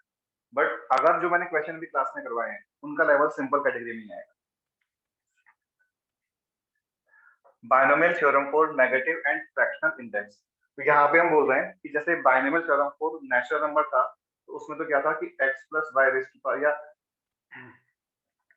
1 plus x raise to power n, का formula NC0 plus NC1x plus NC2x square plus NC3x cube plus NCn x की पावर n, ये हमने अभी तक पढ़ा हुआ है फॉर्मूला। कब? जब n नेचुरल नंबर है।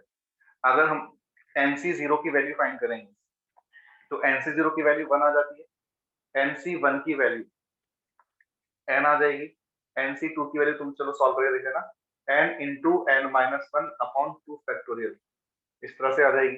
तो इस पैटर्न के अकॉर्डिंग NC3 की समझ आ गया होगा कि n into n minus 1 into n minus 2 upon 3 factorial.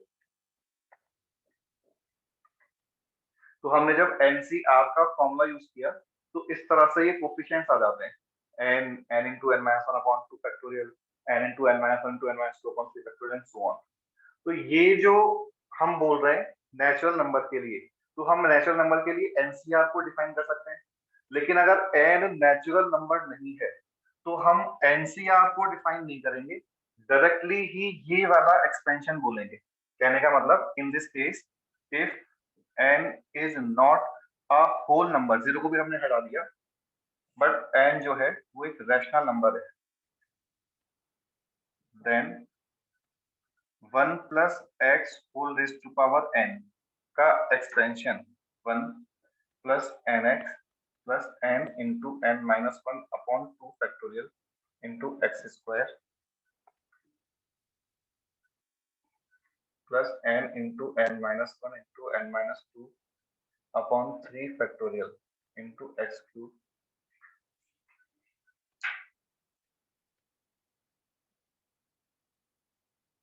And so on. अब एक और चीज इंपॉर्टेंट है जो मैं नोट में लिख देता हूँ,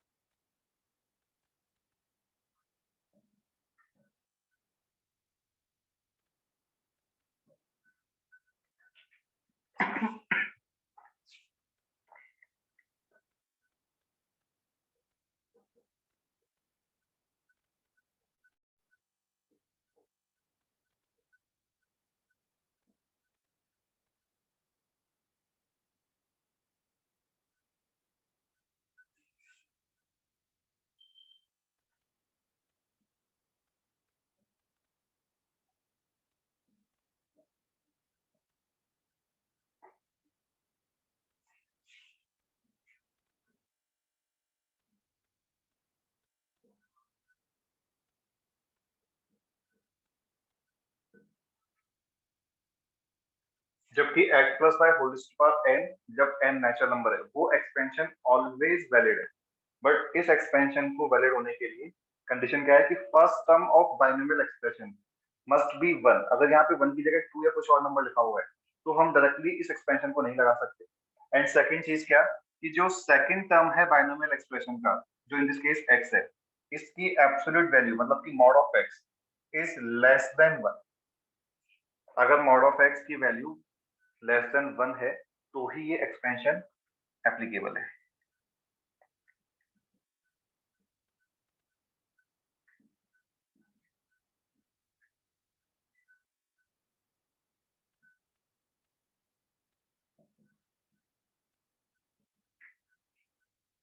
जब n नेचुरल नंबर था तो नंबर ऑफ टर्म्स जो है वो n+1 होती थी, लेकिन अगर n नेचुरल नंबर नहीं है तो इस सिचुएशन में नंबर ऑफ टर्म्स इनफाइनाइट है, ये सीरीज एंडलेस है। सर एक डाउट है सर। बोलो। सर मतलब 1 plus x whole raise to the power minus 5 को हम ऐसे क्यों नहीं लिखते sir 1 upon 1 plus x raise to the power 5 और नॉर्मल बाइनोमियल लगा दें? लिख सकते हैं, लेकिन बाइनोमियल एक्सपेंशन का मतलब है कि हमने उसे x की पावर्स में कन्वर्ट करना है पॉलिनोमियल की फॉर्म में। वो बिल्कुल सही है जो तुमने बोला है ना, बिल्कुल सही है कि इसको ऐसे लिख सकते हैं और नीचे एक्सपेंड कर दिया, लेकिन ये हमें पॉलिनोमियल की फॉर्म में चाहिए। पॉलिनोमियल का मतलब कि x जो है वो होल पावर के साथ न्यूमरेटर में आना चाहिए, तो जबकि यहाँ से तो वो नीचे बन जाएगा। ओ सर, और फिर मतलब फिर फर्स्ट जो रूल है सर उसका मतलब ये है कि अगर 1 प्लस 2 वगैरह हो गया तो ये हम यूज नहीं कर सकते क्या सर टोटली? नहीं, अभी मैं बताऊंगा, अभी अपन इसमें एक दो चीजें, तुम लोगों ने सीक्वेंस एंड सीरीज पढ़ रखा है ना? हाँ, अपन ने डिस्कस किया था। अभी मैं बात नहीं करूंगा उसकी, एक बार अपन ये पॉइंट्स नोट कर लेते हैं। थर्ड थर्ड पॉइंट कि T R plus one,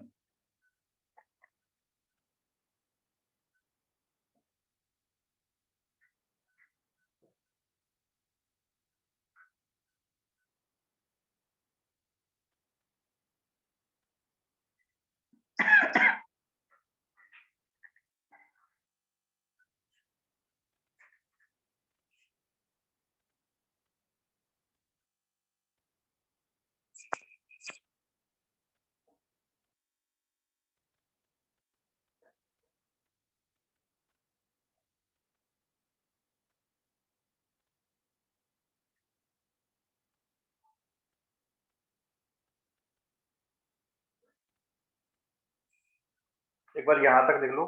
third point को मैं अभी एक्सप्लेन कर दूंगा, लेकिन एक बार तुम इस वाले क्वेश्चन को सॉल्व करके इसका एक्सपेंशन लिखो।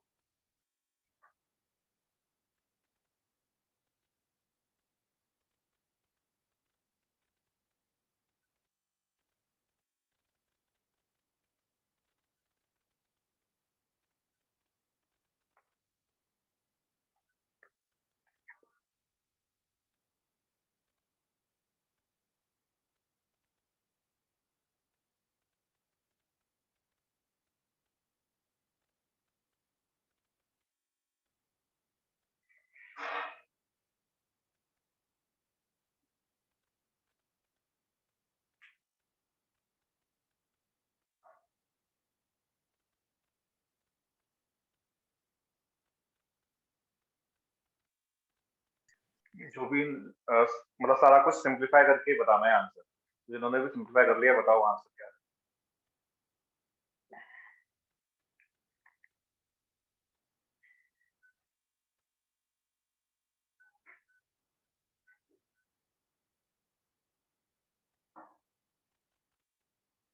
सर 1 + x + x² आ रहा है। बिल्कुल ठीक है।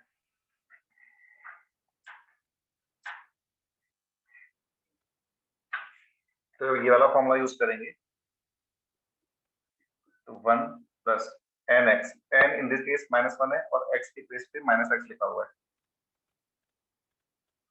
Plus n into n-1/2 factorial x²।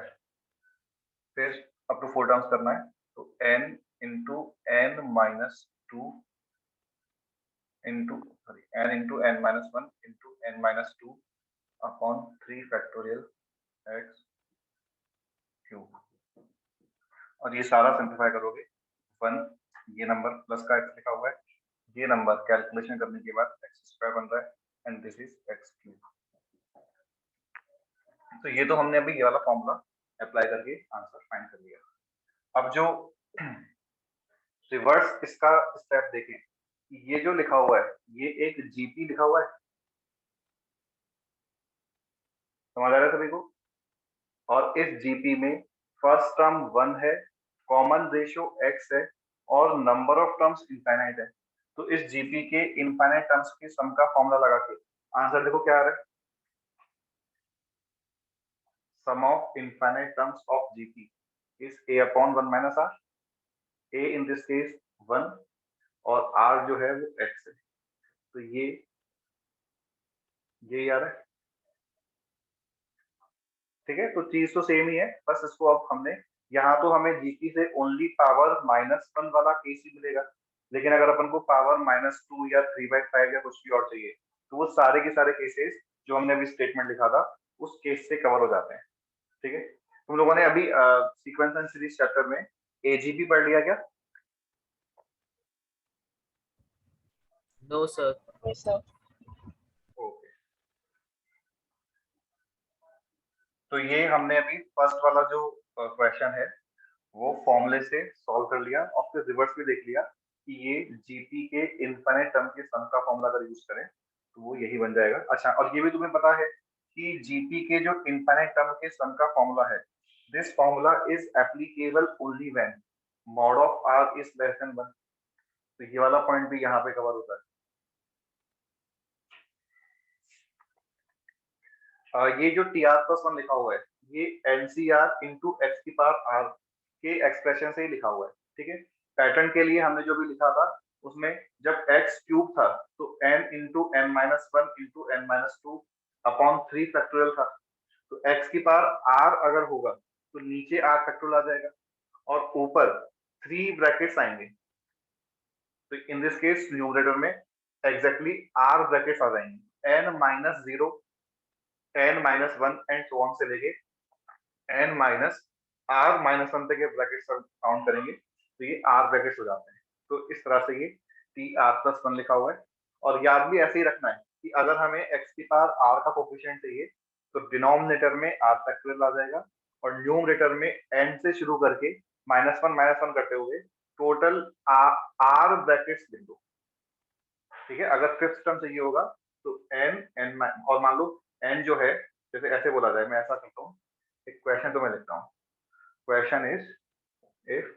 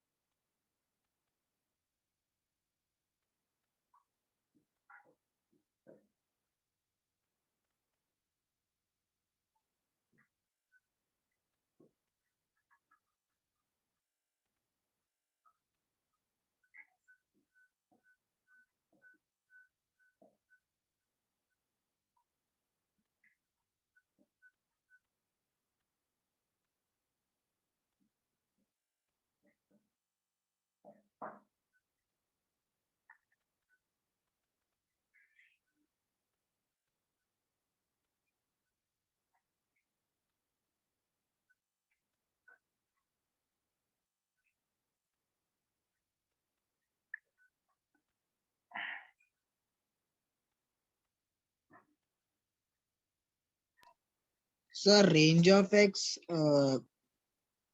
2/3 से छोटा होना चाहिए लेकिन कहाँ तक, कितना छोटा? और -2/3 से बड़ा होना चाहिए। ठीक है, तो सिंस यहाँ पे फर्स्ट टर्म ऑलरेडी वन है तो सेकंड टर्म जो है उसका मॉड लेस देन वन होना चाहिए। इसको mod of x less than 2/3 लिख सकते हैं। That means x belongs to -2/3 to 2/3 आ जाएगा। ये तो हो गया फर्स्ट क्वेश्चन का आंसर। सेकंड क्वेश्चन, अगर हमें x की पावर 5 चाहिए तो 6 टर्म कंसिडर करना होगा। 6 टर्म के लिए हमने कहा कि x की पावर 5 आएगा, इन दिस केस 3/2 x की पावर 5 आएगा। तो नीचे 5 फैक्टोरियल आ जाएगा, न्यूमरेटर में n into n minus one into n minus two into n minus three into n minus four, total 5 brackets आ जाएंगे।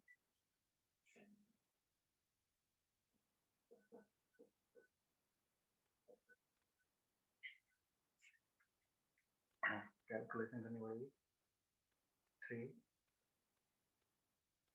3 minus 5 2 3 minus 10 7 3 minus 15 12 3 minus 20 17 upon 5 raised to power 5 into 5 factorial into 3। चलो जो भी है ये हमारा coefficient आ जाएगा। और देखो ये पॉजिटिव ही आ रहा है बिकॉज 4 बार नेगेटिव साइन आ रहा था, वो सारा मिलके पॉजिटिव हो गया।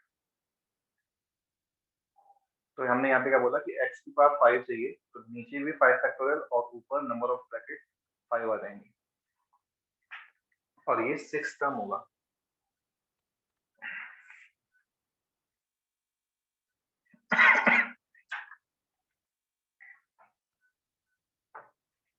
ठीक है, अब अगर मान लो, अब एक बार बोर्ड में देखना सारे लोग, अगर इस क्वेश्चन में यहाँ 1 के प्लेस पे मान लो 2 लिखा होता और क्वेश्चन बोल रहा है कि this expansion of this is valid, तो हमने अभी डिस्कस किया कि फर्स्ट टर्म मस्ट बी 1 और 1 नहीं है तो हम क्या करेंगे, सबसे पहले इस 2 को कॉमन ले लेंगे। इस 2 को कॉमन लिया तो this becomes 2 raise to power 3/5 into 1 plus 3/4 x whole raised to power 3/5। तो 1 क्रिएट कर लिया अगर 1 नहीं है तो, और अब इसको जो हमने लास्ट क्वेश्चन सॉल्व किया था बिल्कुल वैसे सॉल्व कर लेंगे। अब मतलब इसके लिए 3/4 x का जो मॉड है वो लेस देन 1 होना चाहिए, वहां से x की रेंज आ जाएगी। तो अगर 2 है या कोई और नंबर है तो उस नंबर को हमने बाहर ले लिया, कॉमन ले लिया, जिससे कि यहाँ पे 1 बन जाए और ये 1 plus x की पावर n की फॉर्म में कन्वर्ट हो जाए।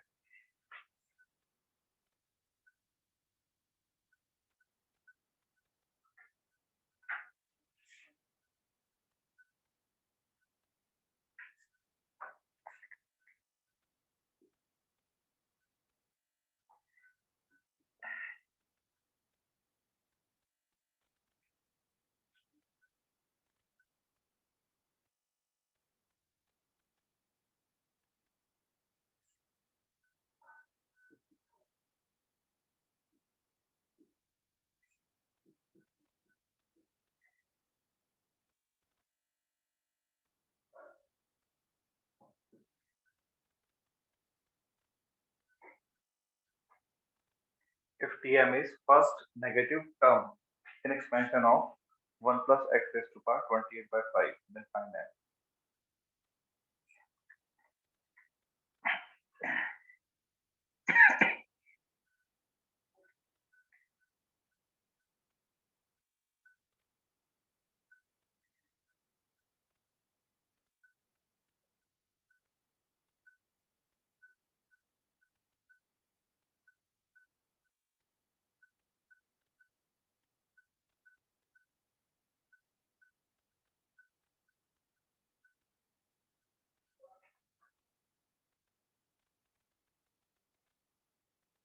तो सबसे पहले चीज ये देखो, समझ आ जाएगा कि इसके एक्सपेंशन में जब अपन लिखना शुरू करेंगे तो स्टार्टिंग में तो टर्म्स पॉजिटिव ही आएंगी, लेकिन बाद में टर्म्स का नेगेटिव होना शुरू होगा। सर आंसर ऐसा 6 है क्या? 6th टर्म मतलब m equal to 6। 6 मतलब मुझे भी सॉल्व ही करना होगा अभी। किसी और ने आंसर फाइंड किया? तो इन दिस केस जो टी आर प्लस 1 है वो क्या बन जाएगा? एन n-1 n-2 n-r+1 तो मुझे 8 आया। 8 है। ठीक है, अब ये वाला टर्म फर्स्ट टाइम नेगेटिव कब बनेगा?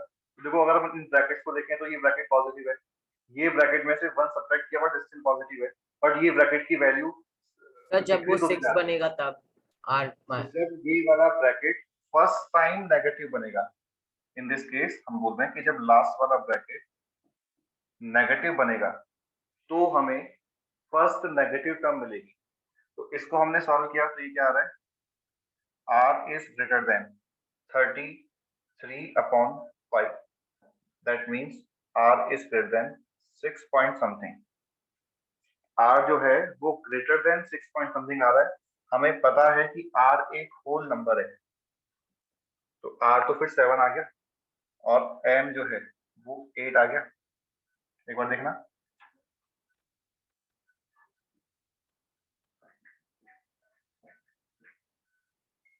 कि हमने इस ब्रैकेट को फर्स्ट टाइम नेगेटिव किया तो इसको लेस देन 0 करके सॉल्व किया, इसको लेस देन 0 किया तो r इज ग्रेटर देन 33/5 आ रहा है। 33/5 is 6 point something, so r is greater than 6 point something, but r is a whole number, therefore r minimum is equal to 7 और r 7 के corresponding m की value 8 आ जाएगी।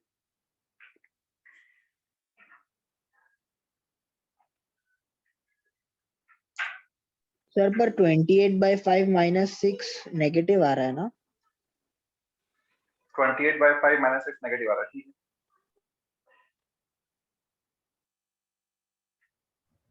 जो तुम बोल रहे हो वो सही बात है, बट आई थिंक कंफ्यूजन इसलिए फिर है। r7 हो जाएगा, फिर r प्लस हाँ 8। ठीक है, तो 6 जो है वो r-1 की वैल्यू होगी। Okay sir.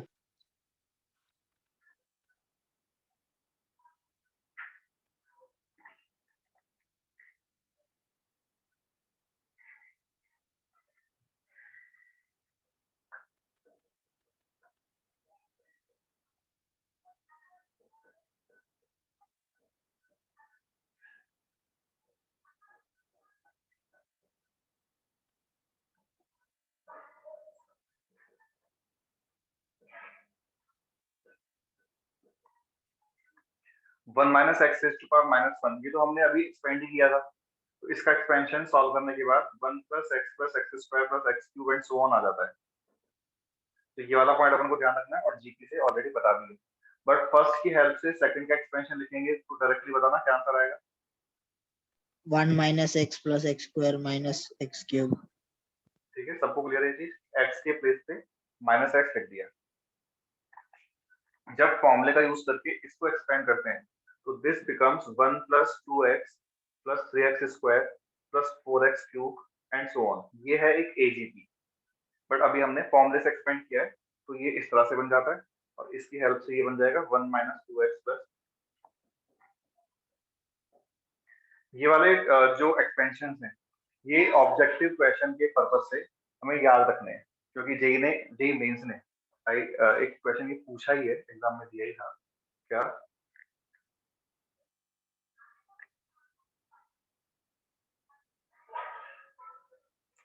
किस फॉर्म में दिया था क्वेश्चन?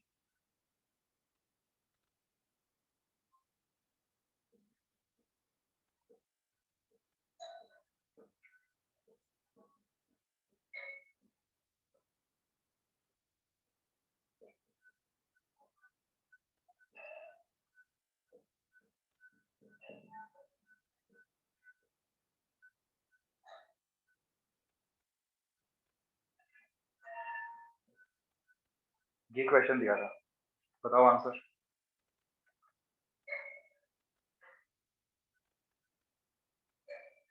पहले ही सारा नोट की चारों पॉइंट्स नोट कर लेना, उसके बाद क्वेश्चन नोट करने के बाद फिर बताना। सर फोर्थ पॉइंट में -4x² होगा ना? -4x ये वाला क्यूब। सारा लिखा ही गलत है। This is 3x square positive था माइनस 4x क्यूब नेगेटिव था।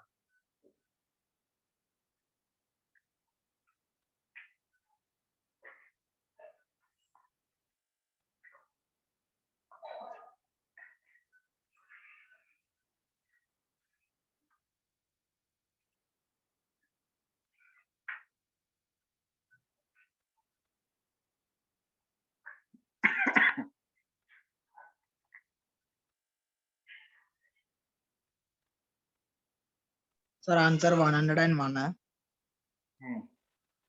और किसी का है 101?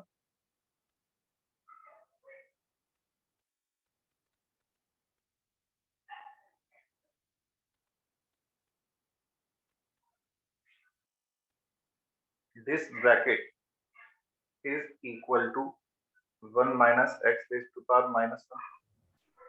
Therefore, this becomes 1 minus x raised to power minus 2.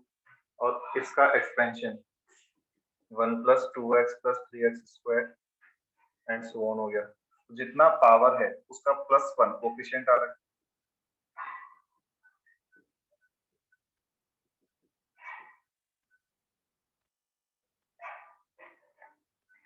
तो इस टाइप के क्वेश्चन के लिए, क्योंकि जी में इसने पूछा ही है, हमें ये वाले एक्सपेंशन को एग्जाम के पर्पज से याद रखना है।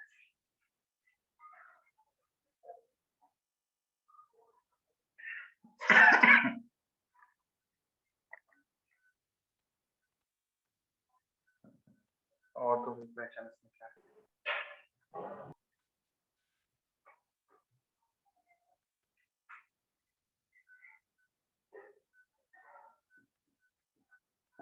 ये भी फिर अगेन नोट करके देखो। Note coefficient of x raised to power r in expansion of 1 minus x raised to power minus n, where n is a natural number, is this.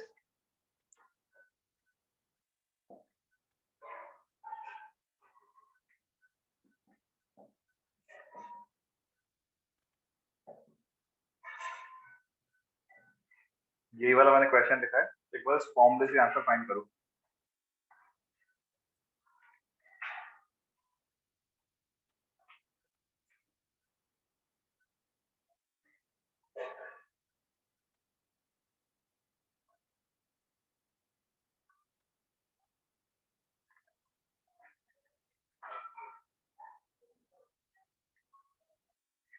देखो 101 आ रहे थे सर यहाँ इसका पे। भी 101 है। इंपॉर्टेंट है कि n को नेचुरल नंबर बोला है, इसका मतलब कि मतलब दो चीजें इंपॉर्टेंट है कि यहाँ पे भी माइनस साइन होना चाहिए और यहाँ पर भी माइनस साइन होना चाहिए, तभी जाके ये फॉर्मूला एप्लीकेबल है। और 1 माइनस एक्स की पावर एक नेगेटिव इंटीजर यहाँ पे बन रहा है ओवरऑल, जो यहाँ पे इस तरह से है, तो n के प्लेस पे 2 पुट कर लेंगे, r के प्लेस पे 100 पुट कर लेंगे। इस फॉर्मूले से 2 प्लस 100 minus 1 C 100 that is 101 C 100 और सॉल्व करेंगे तो 101 इस क्वेश्चन का आंसर आ जाएगा।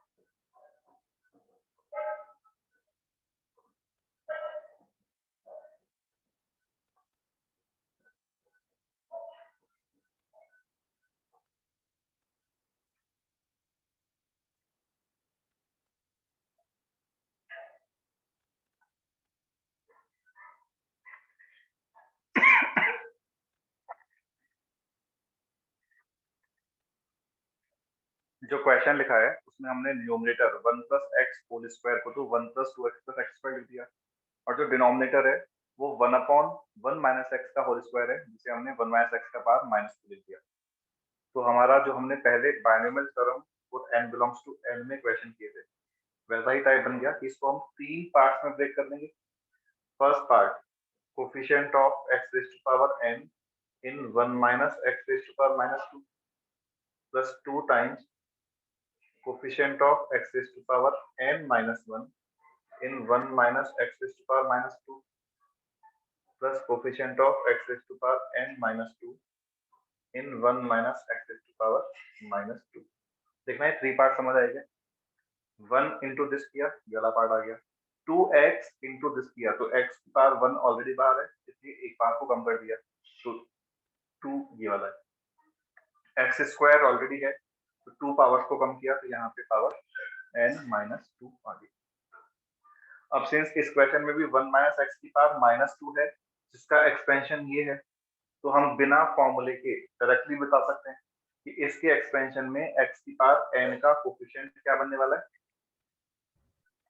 बोलो n plus 1। In this case coefficient n बन जाएगा and in this case coefficient n minus 1 बन जाएगा। जितना पावर है उसका प्लस 1 बन रहा है कोफिशिएंट, तो आंसर जो है हमारा 4n आ गया।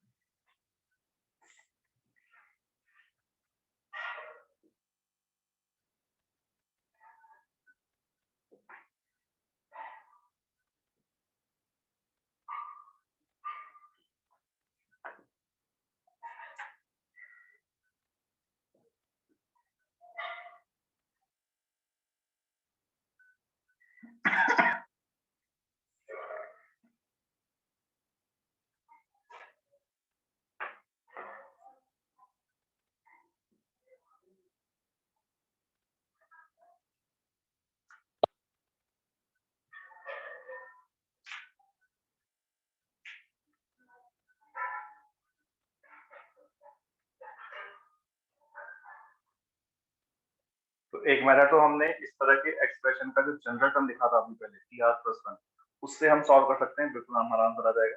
सेकंड, अगर हम इसको यूज करें तो यहाँ पे पावर नेगेटिव इंटीजर है, तो इसको यूज कर सकते हैं, लेकिन इसको यूज करने के लिए n तो चलो 4 यूज कर लेंगे, r 5 यूज कर लेंगे, ठीक है। r यहाँ से डिसाइड किया, n यहाँ से डिसाइड किया। इस वाले फॉर्मूले के according n plus r minus 1 सी r, लेकिन अभी यहाँ पे प्लस का 3x लिखा हुआ है। अगर हम ओरिजिनल फॉर्मूला जो था वो इसके लिए था, इसको और इसको कंपेयर करें तो इसे हमें पहले इस फॉर्म में लिखना होगा। तो यहाँ x की प्लेस पे माइनस 3x लिखा हुआ है, तो फिर -3 ये भी एक्स्ट्रा आएगा। सिंस x के प्लेस पे -6 लिखा है जो हमने फॉर्मूला लिखा था उसमें, तो -3 यहाँ लिखना पड़ेगा। ये कितना बन गया 4 + 5 9 - 1 8 C5 into -3 ये इस केस में आंसर हो जाएगा। ठीक है, सेकंड मेथड जो हमने पहले डिस्कस कर लिया था कि x⁵ चाहिए तो T6 लिखना होगा। T6 के लिए n n-1 n-2 n-3 n-4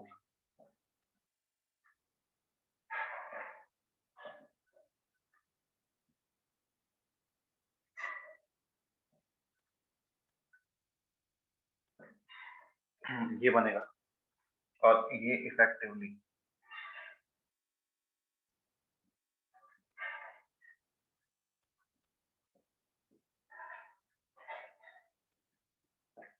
फिर नेगेटिव साइन लिखा हुआ है।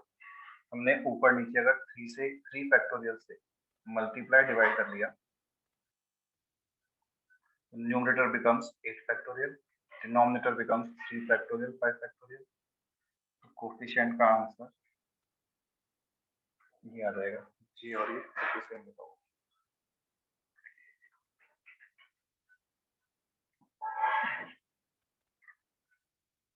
तो इस तरह से हम ये वाले क्वेश्चन सॉल्व कर सकते हैं। अभी इसमें 1-2 केसेस और हैं, नेक्स्ट हमारा इसी में बात करेंगे approximation of an expression, but वो अपन नेक्स्ट क्लास में शुरू करेंगे। तो देखो आज की क्लास में जो हमने पॉइंट्स डिस्कस किए हैं, कोई पॉइंट तुम्हें पूछना है तो बताओ।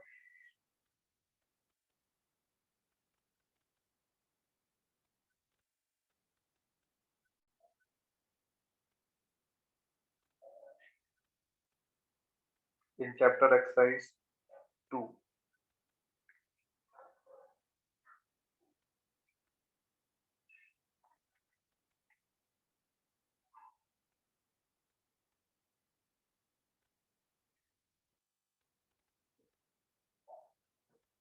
जिन लोगों ने 1 नहीं किए वो 1 भी कर लेना।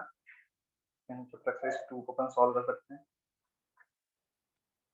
थर्ड में कुछ क्वेश्चंस कर सकते हैं, तो चलो एक साथ बाद में बता दूंगा।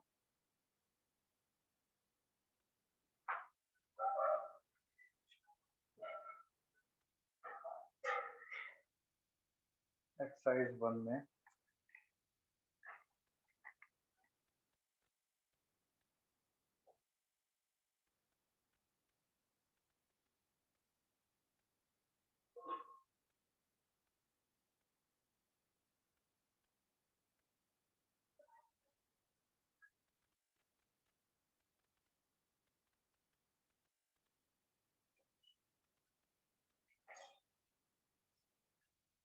वन भी तो नहीं कर सकते, वन में सीरीज का समेशन दे सकते हैं।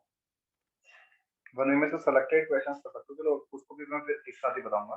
अभी तो तुम लोग ये वाला होमवर्क कर लेना, 1A में अप टू 26 और इन चैप्टर एक्सरसाइज 1 and 2। ठीक है, यस हॉलीडे में थोड़ा रिफ्रेश होना था। तो ये होमवर्क अभी आज क्या है, आज ज्यादा नहीं है होमवर्क। वैसे मैंने 1A में कहाँ तक होमवर्क दिया था पहले, क्वेश्चन नंबर 15 तक का दे रखा था। तो 10-11 क्वेश्चन यहाँ पे हैं और इतने यहाँ पे होंगे, इतना तो हो जाएगा। अब चलो सभी लोगों को हैप्पी दिवाली। हाँ Same to happy you, Diwali. sir. मतलब लेकिन ये देखो, दिवाली को भी एंजॉय करना है। दिवाली के टाइम पे पढ़ाई की टेंशन नहीं होनी चाहिए और पढ़ाई के टाइम पे मस्ती नहीं होनी। तो थोड़ा सा प्रॉपरली इन चीजों को मैनेज करना। ठीक है, चलो bye. Thank you sir. Thank you, sir. Happy Diwali. Happy Diwali.